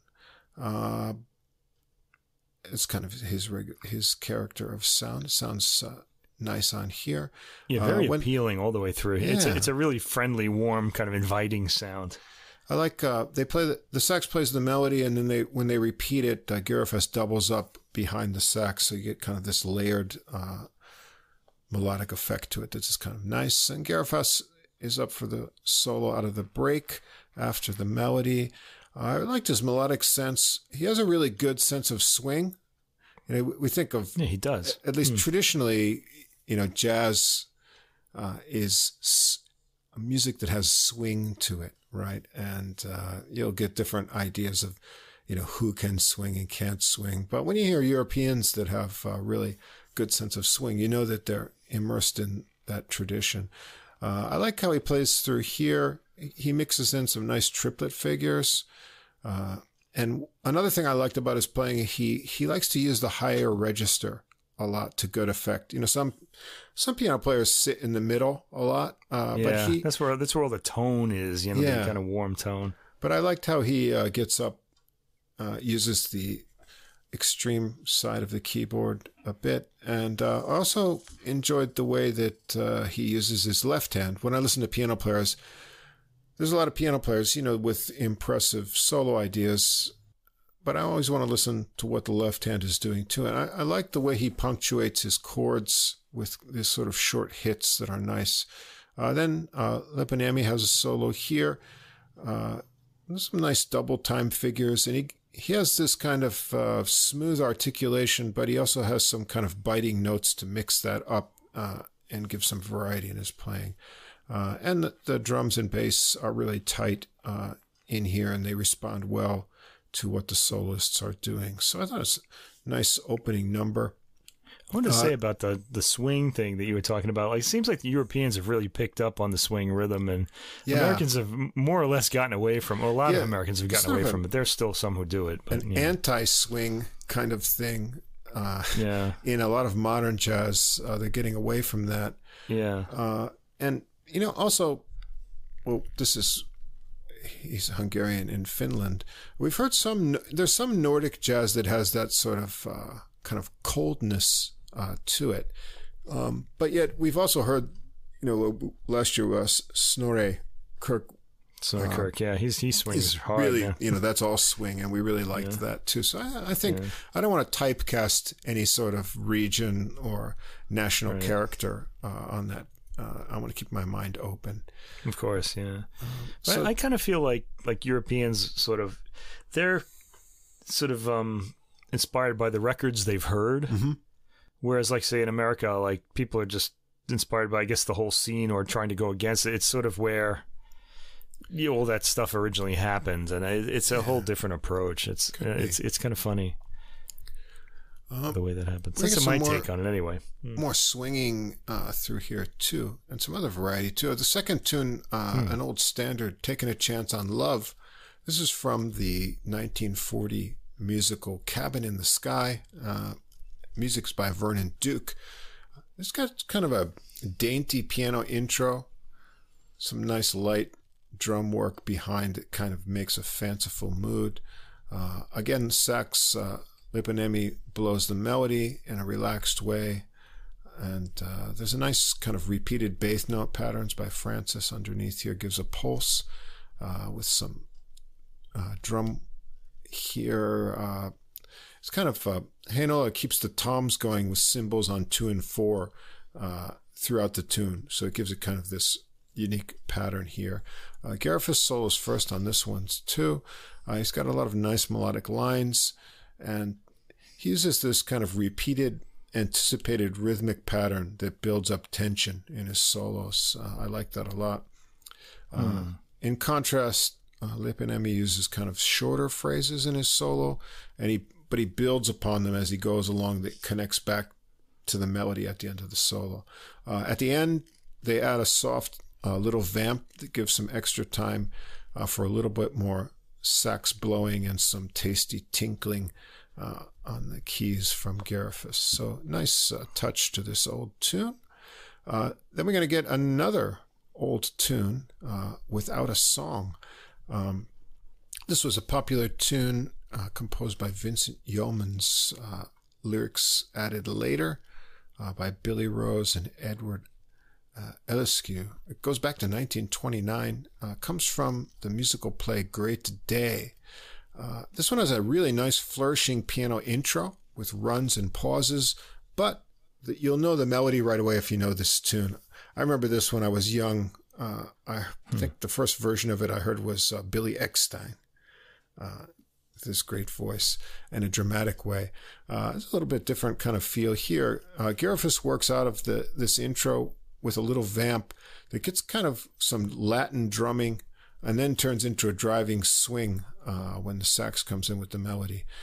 They keep the Latin switch up at the ends of phrases, so it goes from swing to Latin just for a bit. And I thought that's a nice touch, gives some motion and contrast to it. And then Gyarfas takes over for sort of the bridge section before Lipinemi finishes off the melody.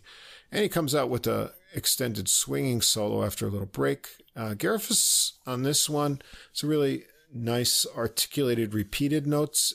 And he also gets in a little Thelonious Monk quote from Well You Needn't, that very nice phrase in there. And then he also mixes up the harmony a little bit from the regular tune and gets some fast running lines. Again, percussive playing into the upper register, which I thought is a nice technique. It's a great solo here. I think he really likes this tune a lot. He seems really inspired to work through the changes. The sax and piano trade eights with the solo drums for a round before they get back to the melody. And again, they end up with a little minor modal kind of vamp at the end for some jamming and honking sax riffs to finish it off. So a nice kind of modern touch to an old tune. Track 4 is just called A. A. Letter A. Is it letter A or is it the A chord or the I don't A know. key? I don't know what it means because I don't have any notes to this. So I guess this is his original tune. That is an issue with streaming. Yeah. A piano intro. This is a ballad by the trio. The bass and drums come in softly. It's a pretty melody. And this is a chance for Gyarfas to show off more of his sense of touch, which he does really well throughout the melody and his solo. And what I like about his touch is that he can keep a kind of legato flow, even with shorter notes. So he gets, that kind of soft, sustained touch, which was nice. Francis has a dark and melodic bass solo. There's some, like a pregnant pause in this solo, too, that's nice, right before they work back to the melody. And Gyarfas finishes it off with some nice flourishes and an unexpected chord at the end there. Nice original. 5,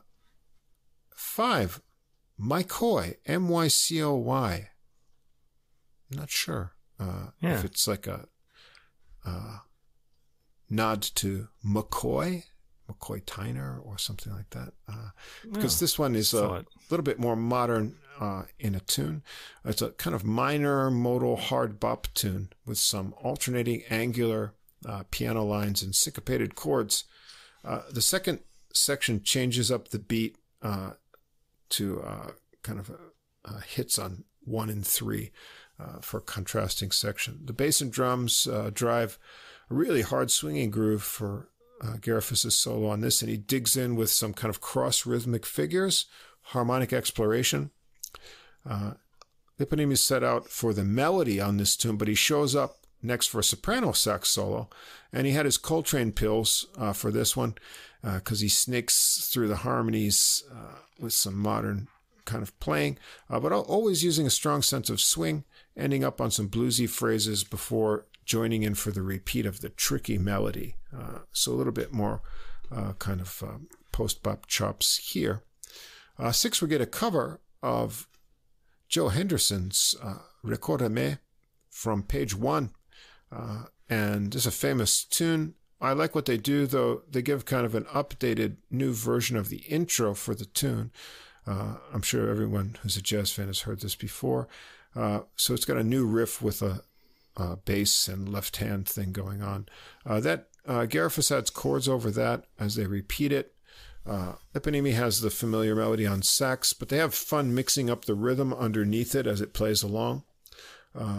Gyarfas solos first. The beat settles into kind of a tight samba with a ride cymbal and bass pulses in it.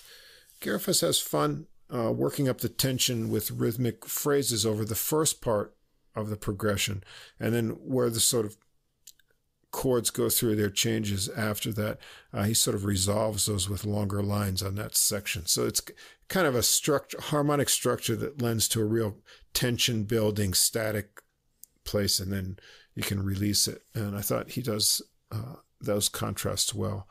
Eponimi has a solo, and they repeat the intro vamp, and Heinola gets some drum time over the vamp, but he keeps it very restrained, focusing on kind of tight figures and well-placed hits. Track 7, Nobody Else But Me, another old Jerome Kern tune here, in this case, 1946, lyrics by Oscar Hammerstein from Showboat, Broadway production, 1946. It's got a swinging intro from Gyarfas here. The bass and drums join in it, but it's kind of light and tight with nice brushwork from Heinola. Gyarfas keeps a nice springy rhythm in his solo phrases. I like that sort of tenseness to it. He builds momentum and weight as he goes along with left-hand punctuation. I like how he likes to work his phrases up into the upper register again here. Francis gets another bass solo on this one. His bass has a nice bounce to it. And then Gyarfas trades off 8s with Heinola for some drum solo spots. They bring the melody back light and tight again, but Gyarfas gets some tasty triplets and bluesy phrases working up to the ending. So another nice rendition of an old tune. And we finish things up with another kind of classic tune, Just in Time. This melody by Julie Stein. And this was, let's see, where's this from? The musical Bells Are Ringing In, 1956. I think there's a film version of this, and Dean Martin had a kind of hit with it as a pop vocalist. Dean Martin, I haven't thought of him in a long time. Yeah. Anyway, this one gets an intro from the trio, and then Lipinimi is back on this tune on tenor sax for the melody, and they're off to a fast swing. There's some nice change-up drum work by Hinola along the way. Listen to how he varies up the rhythms. Lipinimi is up first for a solo. He swings hard with boppy phrases and some higher cries in his lines. Gyarfas has another hard-driving solo with a lot of great rhythmic figures.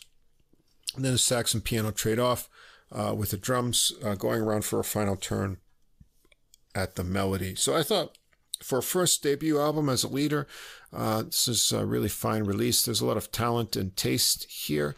Gyarfas is a pianist who can really swing, but he also, has some good postmodern or sort of post-bop and modern chops to it. And if this is where he starts out, I really want to hear what he can do next. Very tasty piano playing. Yeah, one thing about this pianist that I really thought is he gives you the feeling that he really loves playing. Like he's like really wants to. Oh yeah, it's enthusiastic. Be doing this. Yeah, if you remember, if anyone has seen the movie Buena Vista Social Club, like the pianist Ruben Gonzalez, you can kind of get that sense from him. And I'm getting that from listening to Gyarfas. The same thing. He has a lot of energy, a lot of really good ideas, a lot of rhythmic impetus that really impressed me as well.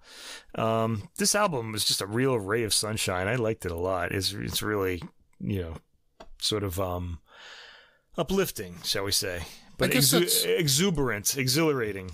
I guess that's what made it stand out to me. Like I said, I probably have about 40 piano-based recordings with lots of standards. Don't we all? Yeah.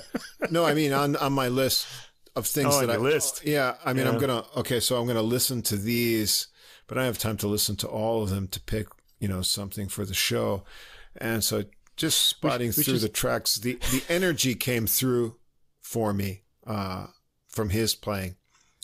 And that's what I picked up and said, okay, I got to listen to this more. And then the more I listened, the more I was rewarded with the sort of enthusiasm and energy that came through his playing. So we should do like a 90-hour episode, where we just talk about all of those recordings and just upload it like that. Just see what listeners make of it. All the piano releases from this year so far. See if anybody listens to the entire thing. All right, so that's it. Check this one out. It's on his own label. I'm sure he'd be happy to get some listeners. Peter Gyarfas, Reaching North. Yeah, wish this would come out on CD. I hope you guys can put it out. Maybe it will. It's on streaming only now. Well, I'll send him a message and see if we can get any more information if it does come out. All right, we're going to shift gears and locations. We're going to head to Australia via Beirut and Armenia. Did you get that? On a road. Can you get to Australia from? No, apparently you can. Well, I guess. Anyway, this is called The Road, and this is on Ropeadope Records by the Zela Margossian Quintet. So who is Zela Margossian? She was raised in Beirut of Armenian heritage, and she has a classical background, studying at the conservatory, but was interested in jazz music, gradually developing a love for jazz. Then she moved to Australia and kind of made a tradition from her classical background to more jazz types of music, and also focusing on her composing. And she formed this group, the Zela Margossian Quintet, in 2017. And made a splash on the Sydney jazz scene. So again, when you label music, it sort of can miss the bigger thing that's happening. So the descriptions for this album say like ethno jazz, world jazz, folk jazz. Let's just say some interesting music going on here, and not on this album cover, but if you look at her other album covers, I gotta say, she's got some incredible hair. I just noticed that these days. As we're a couple of follically challenged guys here. We are. Yeah. I personally like my follicle challenge. I take it as a... Yeah, you're all Mr. Clean over there. I'm still halfway there. Yeah. But in addition to nice keyboards, I embrace it. Yeah. So what we get here is basically original compositions that are jazzy. This is very easy to listen to music with a lot of modal influences from her Armenian and growing up in Beirut, sort of Middle Eastern sort of takes on scales that are chosen. But the other key thing in this music is there's a lot of interesting rhythmic things going on. And that's all wrapped up in music that's very catchy and melodic. And this is a very easy listen, but with lots of interesting things going on. Yeah. So rounding out our group on saxophones, we've got Stuart Vandergraaf, who I understand has a background in playing a lot of different styles of these ethnic musics. Jacques Emery, double bass, Adam Yilmaz, percussion, and Alexander Inman Hillsop on drums. All original music here. We start out with Refuge. This has kind of a piano backing into a kind of breezy and moody soprano sax with cymbals. And you'll notice if you start counting, this is a tune in 5/4 time. A heavy beat and bass gets added in. A piano cycles through kind of these minor chord changes before the sax returns. Just when you think you know what's going on, the groove, about a minute and a half, a new livelier groove starts up with more sax melody lines. We get some more percussion added. And that changes again into a slower groove on piano, and sax is added to that. There's a nice rhythmic bass solo in this, and then here the time seems to shift between 5 and 4 beat kind of groupings. There's a snaky sax solo from Vandergraaf, and then Margossian takes a piano solo with lots of rhythmic runs that turns into another different kind of rubato section, finishes into a new melody section again with sax that feels like it's in 5 again. So right away, you're in a real rhythmic roller coaster. Lots of things going on, changing grooves, times, keep you on your toes, even from the first track. I did like the changing grooves quality of this, because she really relies heavily on modal harmony, which is great. Yeah. I mean, I really like hearing that, but it kind of limits what you can do as a soloist, I think, at least in this case, because she uses like fairly simple chord progressions. You know, they're not, you know, they keep cycling around rather quickly. So it's a little different than like when Miles Davis did like his modal jazz, you know. Yeah, so the change-ups are in groove and rhythm on this track. I also wanted to say the percussion sounds fantastic on this. I really like that element. It fills in a lot of space and gives a lot of warmth too. There's a lot of little textured things going on in the percussion on this album, on all the tracks. There's even some rain sticks coming up later, I think, which is that would be just cool to have. Like every album, you would just want to have rain stick on one track. That would be cool. And then there's that soprano sax, man, sounding really reedy and nasal, but it fits in, I guess, with the Middle Eastern sort of sound. I think this Stuart Vandergraaf, this guy has an awesome sax tone. You mean for the soprano or for everything? For everything. Yeah, okay. I mean, well, he can get a little bit of an edge if he wants, but overall, I thought his soprano sound is really rounded and nice. It doesn't sound like that nasal kind of tone. Well, it sounded kind of ethnic to me. Yeah, I think he was going for that sort of, Yeah, evoking some other types of instruments with it. Right. Yeah. Track 2 is called The Road. It's got a bass intro, drums and piano join after. This one's interesting. It's like a 12/8 beat with an accent on the upbeat of 12, which really throws your sort of sense of rhythmic feel off. Listen to it and count it out. I could be wrong, but that's what it feels like to me. Soprano sax on the melody. It's got a piano interlude. I wrote that the rhythm sounds crooked. Yes. Like there's something missing, or it's that upbeat accent that really throws you off. The sax gets some modal embellishments on the melody. It's an interesting transition section that has a lot of modulations through the harmonies. The sax solos a bit over the repeating chord vamp as it starts to quiet down. And then there's a percussion feature over a choppy chord vamp. Margossian plays a solo that's percussive as well and driving rhythmically. And then the sax comes back for a run through the melody theme. And then there's a nice woody bass solo, and they pick up part of the melody theme to softly kind of end with some accented piano. Track 3 is called Devotion. This is a slow ballad in 4 beats.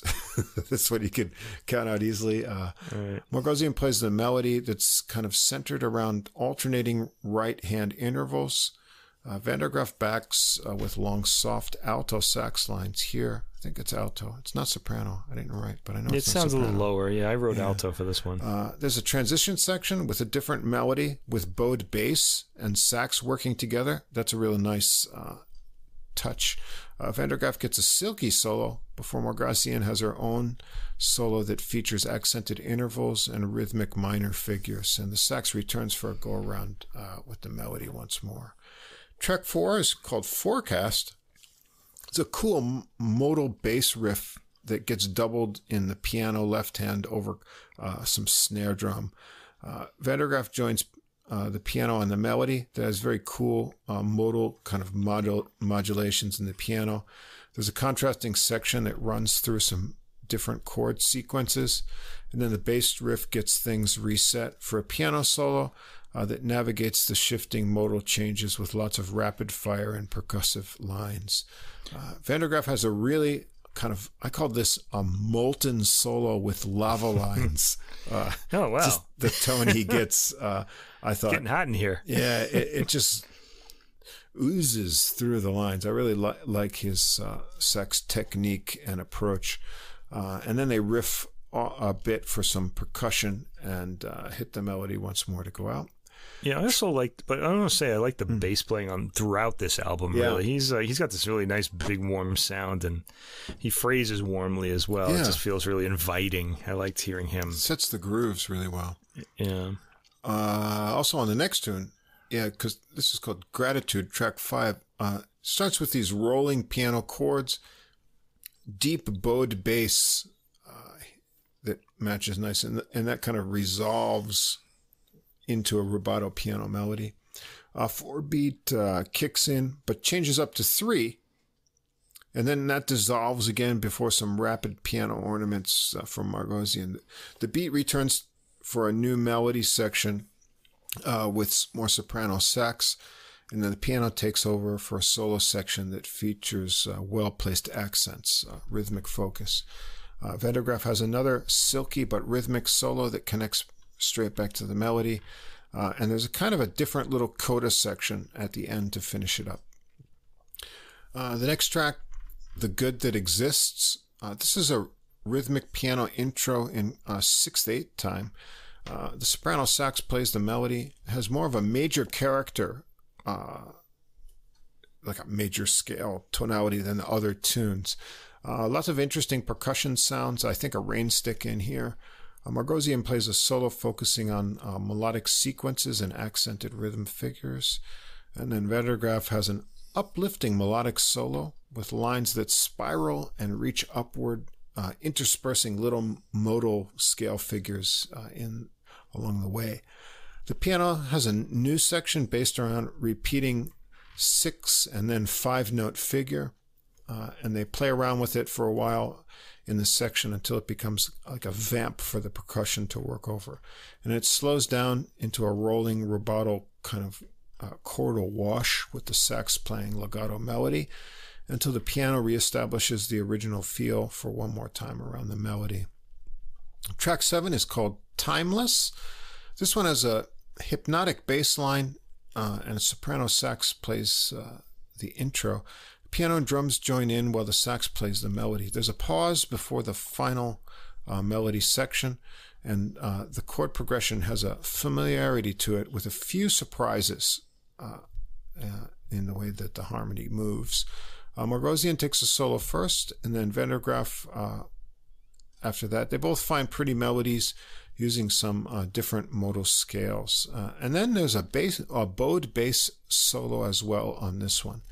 And then the album finishes off with just like a little coda piece, Onya, as in, good on ya, the Australian phrase, right? Oh, that's right. They're in Australia. Yeah. I didn't and this is pick not that out. a full kind of piece with solos. It's only a minute and 15 seconds. It's built off from an ostinato bass riff that gets joined by the left hand of the piano.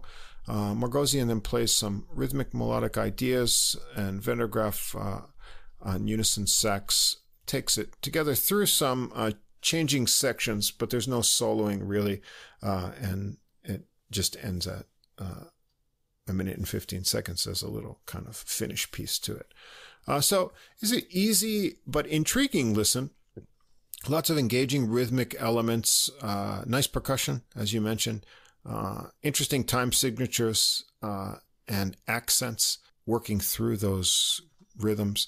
The ethnic modal influences in the solos give a unique character, and I thought that Van der Graaf's sax and his concept, it's kind of a perfect match for Margossian's compositions and concept of the influences she brings into this. So, nice music. Yeah, I especially picked up on the percussion and bass. I really enjoyed hearing them play the most. I like the tone they got, and again, the percussion. It was all really warm sounding to me. Right. The piano sound. She's a good player. But I feel like next to the soprano, like the soprano is able to stretch out a lot more. Right. She kind of sticks to her kind of modal things, and she varies that, and that's good. But I gotta kind of get in and listen to different things on this. 'Cause I didn't feel like she could stretch out so much with the modal material that she was using. But I liked her. I liked the playing. Yeah, I have that. I have the bass and the percussion just really kind of won me over on this record, really. I think you've got to have probably kind of not only skillful but compliant rhythm section to take on this material that changes the grooves a lot within one song.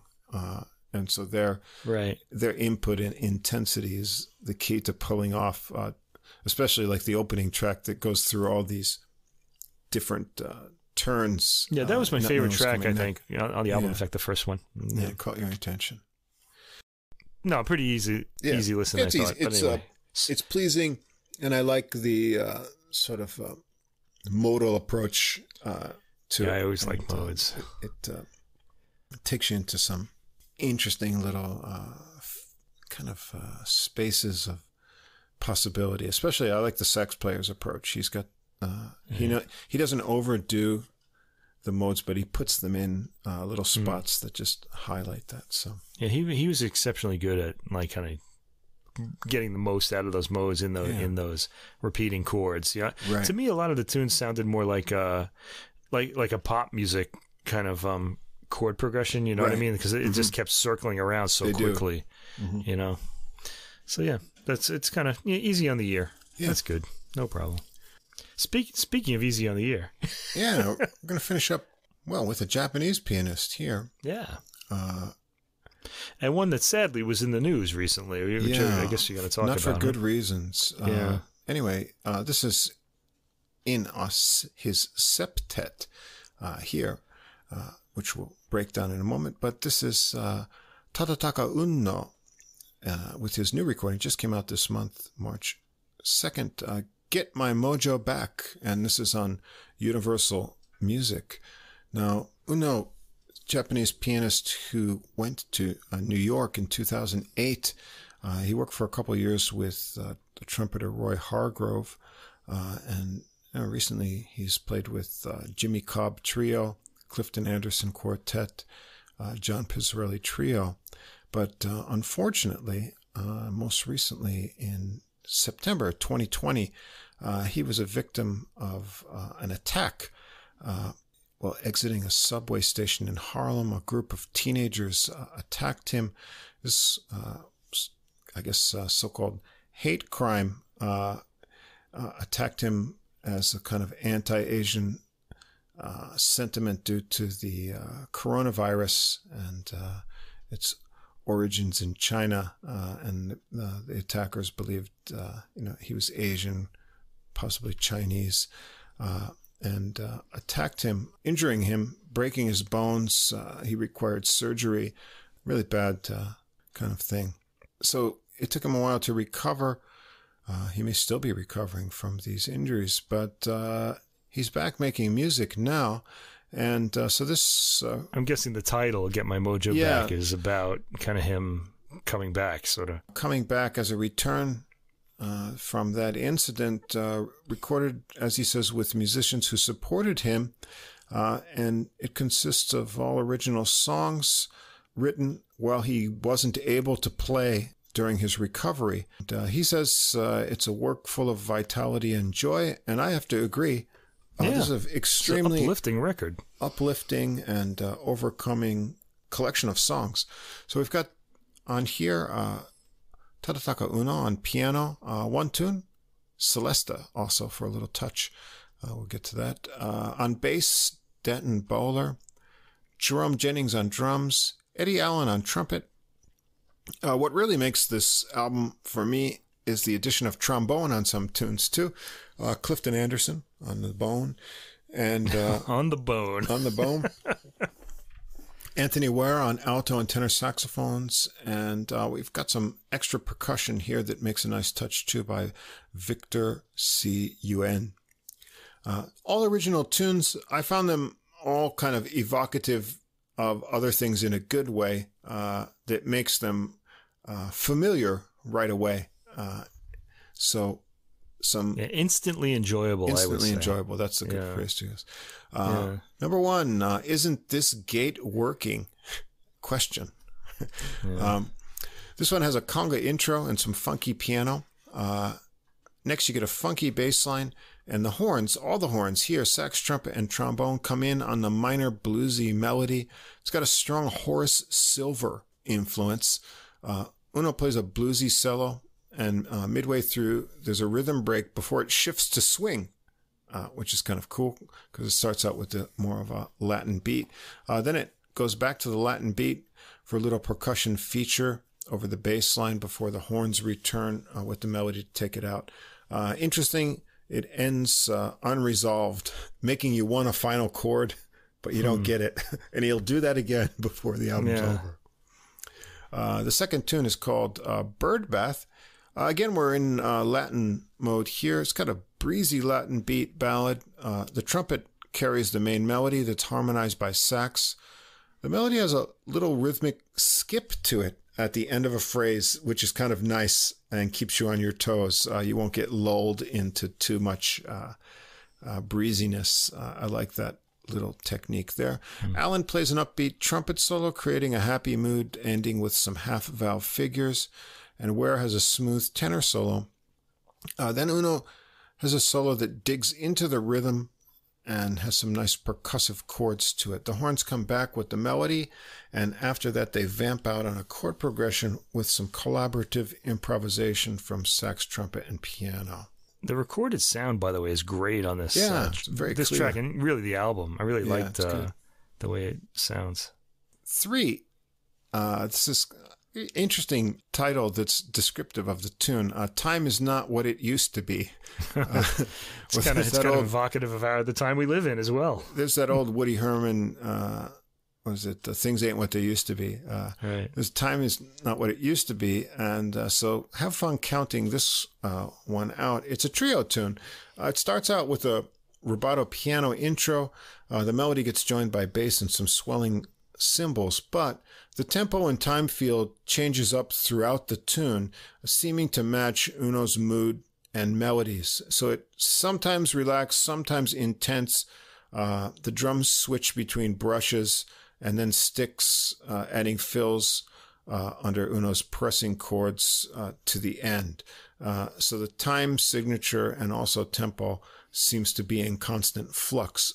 But they have a great sense of interplay and sort of carry this off as of one mind meld. So great musicianship to be able to have that kind of, undefined sense of time that just shifts as the music goes through. Nice trio piece. We've got the title track next, Get My Mojo Back.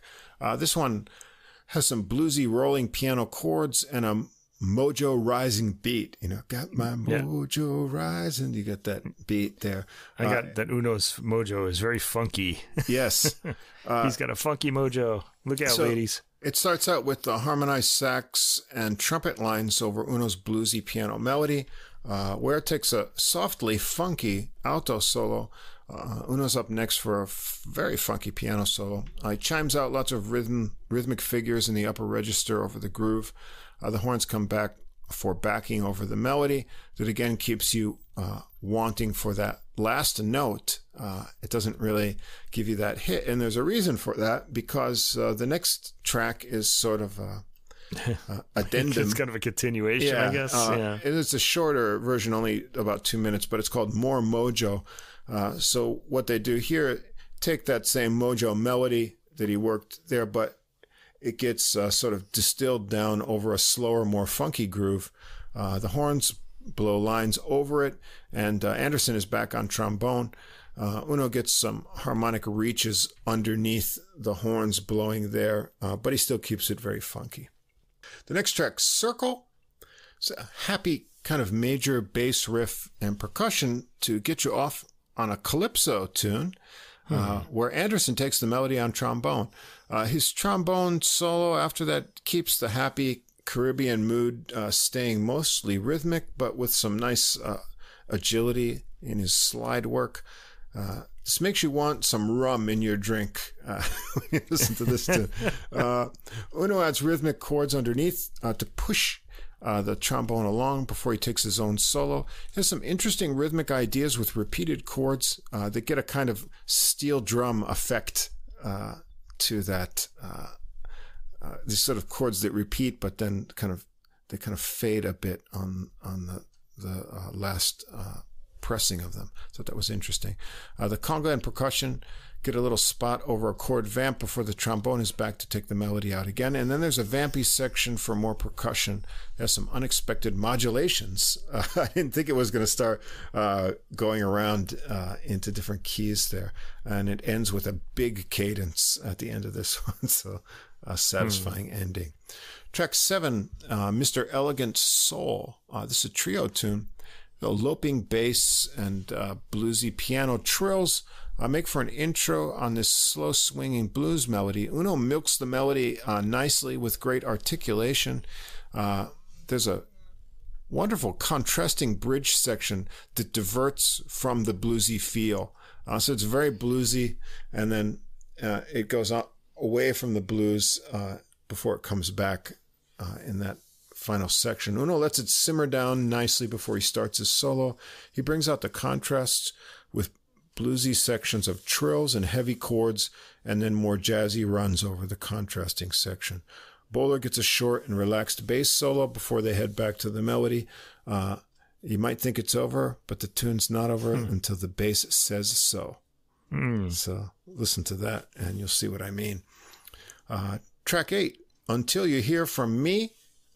This one is kind of loping minor swing with trumpet and trombone riff melody. No sax, just the brass instruments. And I like this one. It's got finger snaps on 2 and 4 added to the groove, so that's nice. The trombone gets a solo section of the melody before the trumpet and bone come back together. There's a nice break into a bluesy trumpet solo. The groove of this reminded me a lot of Freddie Hubbard's tune, Down Under. It's got that kind of snap to it. Anderson gets a trombone solo here too.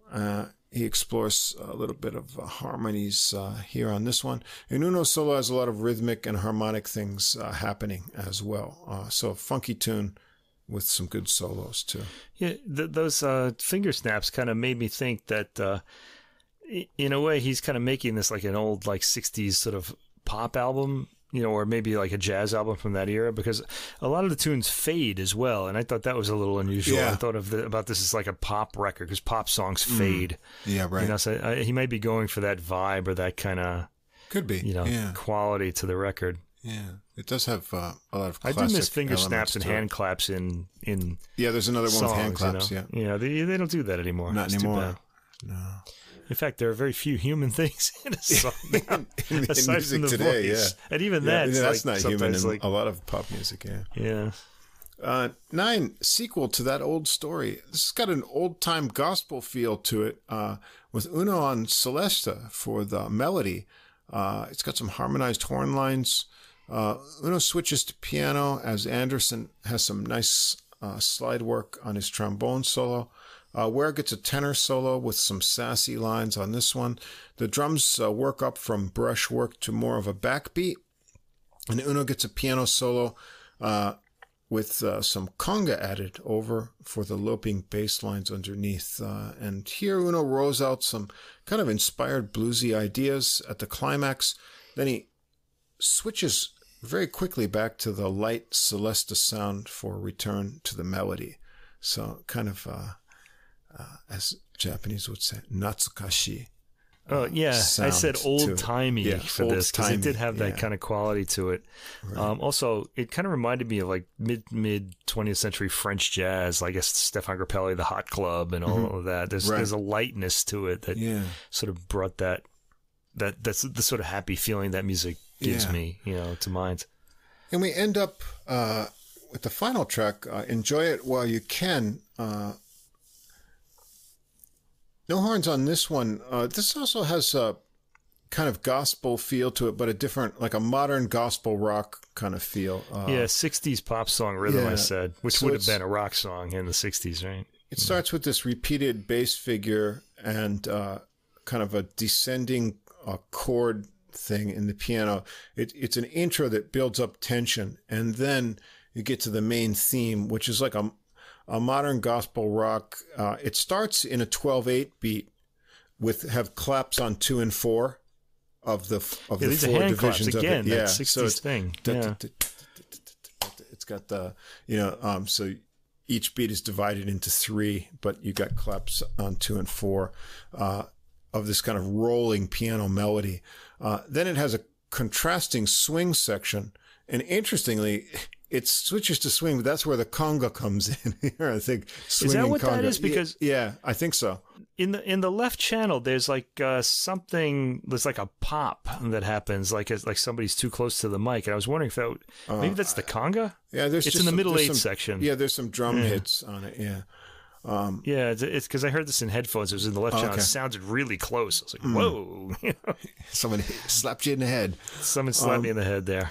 Yeah. From inside my headphones. What else is going on in this tune? Bowler gets a bass solo as the drums go down soft for a bit. And then he makes a nice switch in his solo from the straight beat to the swing. So he makes that field transition nicely on the bass. Unno gets a solo here too. A lot of nicely articulated upper register figures, contrasted with syncopated and punctuated funky chord work and bluesy figures. After they repeat the melody, they use the intro idea again as an outro. So it sort of sandwiches there. So a nice change up in feels, different rhythms going on there. So I thought overall, it's a recording with an upbeat, positive vibe. To me, there's a lot of Japanese pianists. We don't talk about them a lot because a lot of them are really technically good, But Unno is one of the Japanese pianists I feel that has maybe one of the best bluesy and kind of gospel-y feels to his music. He has a really good funky sense of rhythm. And also, none of the tunes on this album are named after food, which Japanese people, they're just always thinking about food. I really don't understand it. There are loads of food shows on TV. I don't know. But there's a lot of variety in his compositions. I like the horn lines and the combination of horns. I like that the trombone was here, but used in different ways. And I like the tune without sax, just trumpet and trombone. The arrangements work really well. I like the rhythmic variety. It sounds like he's merely made a spiritual comeback after this terrible attack. I don't know how he is physically, but his playing doesn't sound impaired at all. So I hope we get to hear more inspired music like this. This is an album. It just has a really nice, positive vibe. Overall, it's going to put you in a good mood. The playing is great. It's uplifting. Everyone can enjoy this. If you don't enjoy this, it's like, what was that album we had last year? There's no hope for you if you don't enjoy it. Wait, last year? What? What was the one I said? Joe Biden said, if you don't like this album, you don't like jazz. Right? Joe Alterman, right? Yeah, Live at Berlin. It's one of those kind of albums. Like, it's kind of impossible not to like this. It's going to bring the world together. I think so. Yeah. I don't know. Anyway, check it out. I'll tell you, those guys who attacked him are going to hear this record and they're going to be sorry because it's like it's really sad. Get my mojo back. Yeah. Tadataka Unno on Universal Music. It's going to put you in a good mood. Yeah, you could think of this record as the antidote to the heaviness of the classical music that we had this week, or some of it anyway. Because this is just going to bring you right back down and just put you in a good mood. Full of friendly funk and sunshine, I said. And Unno has an appealing, winning musical personality. The record is all entertaining, not challenging. But if you're an intellectual type, don't let that keep you away because you need this. Yeah. Okay. Just to kind of give you like a respite from the brain-cracking music that you normally listen to. Yeah. So there you have it, a Pianorama of sounds. Pianorama. From across the globe. It's a Pianorama of sounds. Yeah, across the globe, across the styles. Globe-trotting piano music. And that'll about do it for episode 54 of Adult Music. Podcast with music for the mature mind. As always, please do like and subscribe on whatever platform you're on. Do check out the complete playlist on Deezer, other than the Hyperion recording, which is not available on streaming. And that's a real shame because you should hear that. It's good. Check that out if you can. They're all good this week. Do like or subscribe on whatever platform you're listening to us on. If you'd like to contact us directly, check out our Facebook page or write to us at our Gmail account, Adult Music Podcast, all one word, at gmail.com. Another thanks for our wonderful logo and my new big box of business cards. High quality, great printing, thanks to Fast Signs of Staten Island and that wonderful design by Efren Aquino. Thanks, Richard. And thanks, Richard Vizzuto, for the cards and getting all that moving. I wish I had a brother like that. It's Staten Island. Staten Island. All right. So I can only recommend for all your sign or logo needs, Fast Signs of Staten Island. Yeah. The only place to go. Any hints for next week? I don't want to say. I've got one wintry theme thing that I have to really do because next week is going to be the last day of winter because people are going to be listening to it in the spring, but that's okay. Yeah. I got to get this done. All right. I got to get it on there. Well, I'm ready to go in all directions. I've got loads of music ready to go, but we'll keep this one a cliffhanger until episode 55 next week. So until then, keep listening and we'll see you again next time.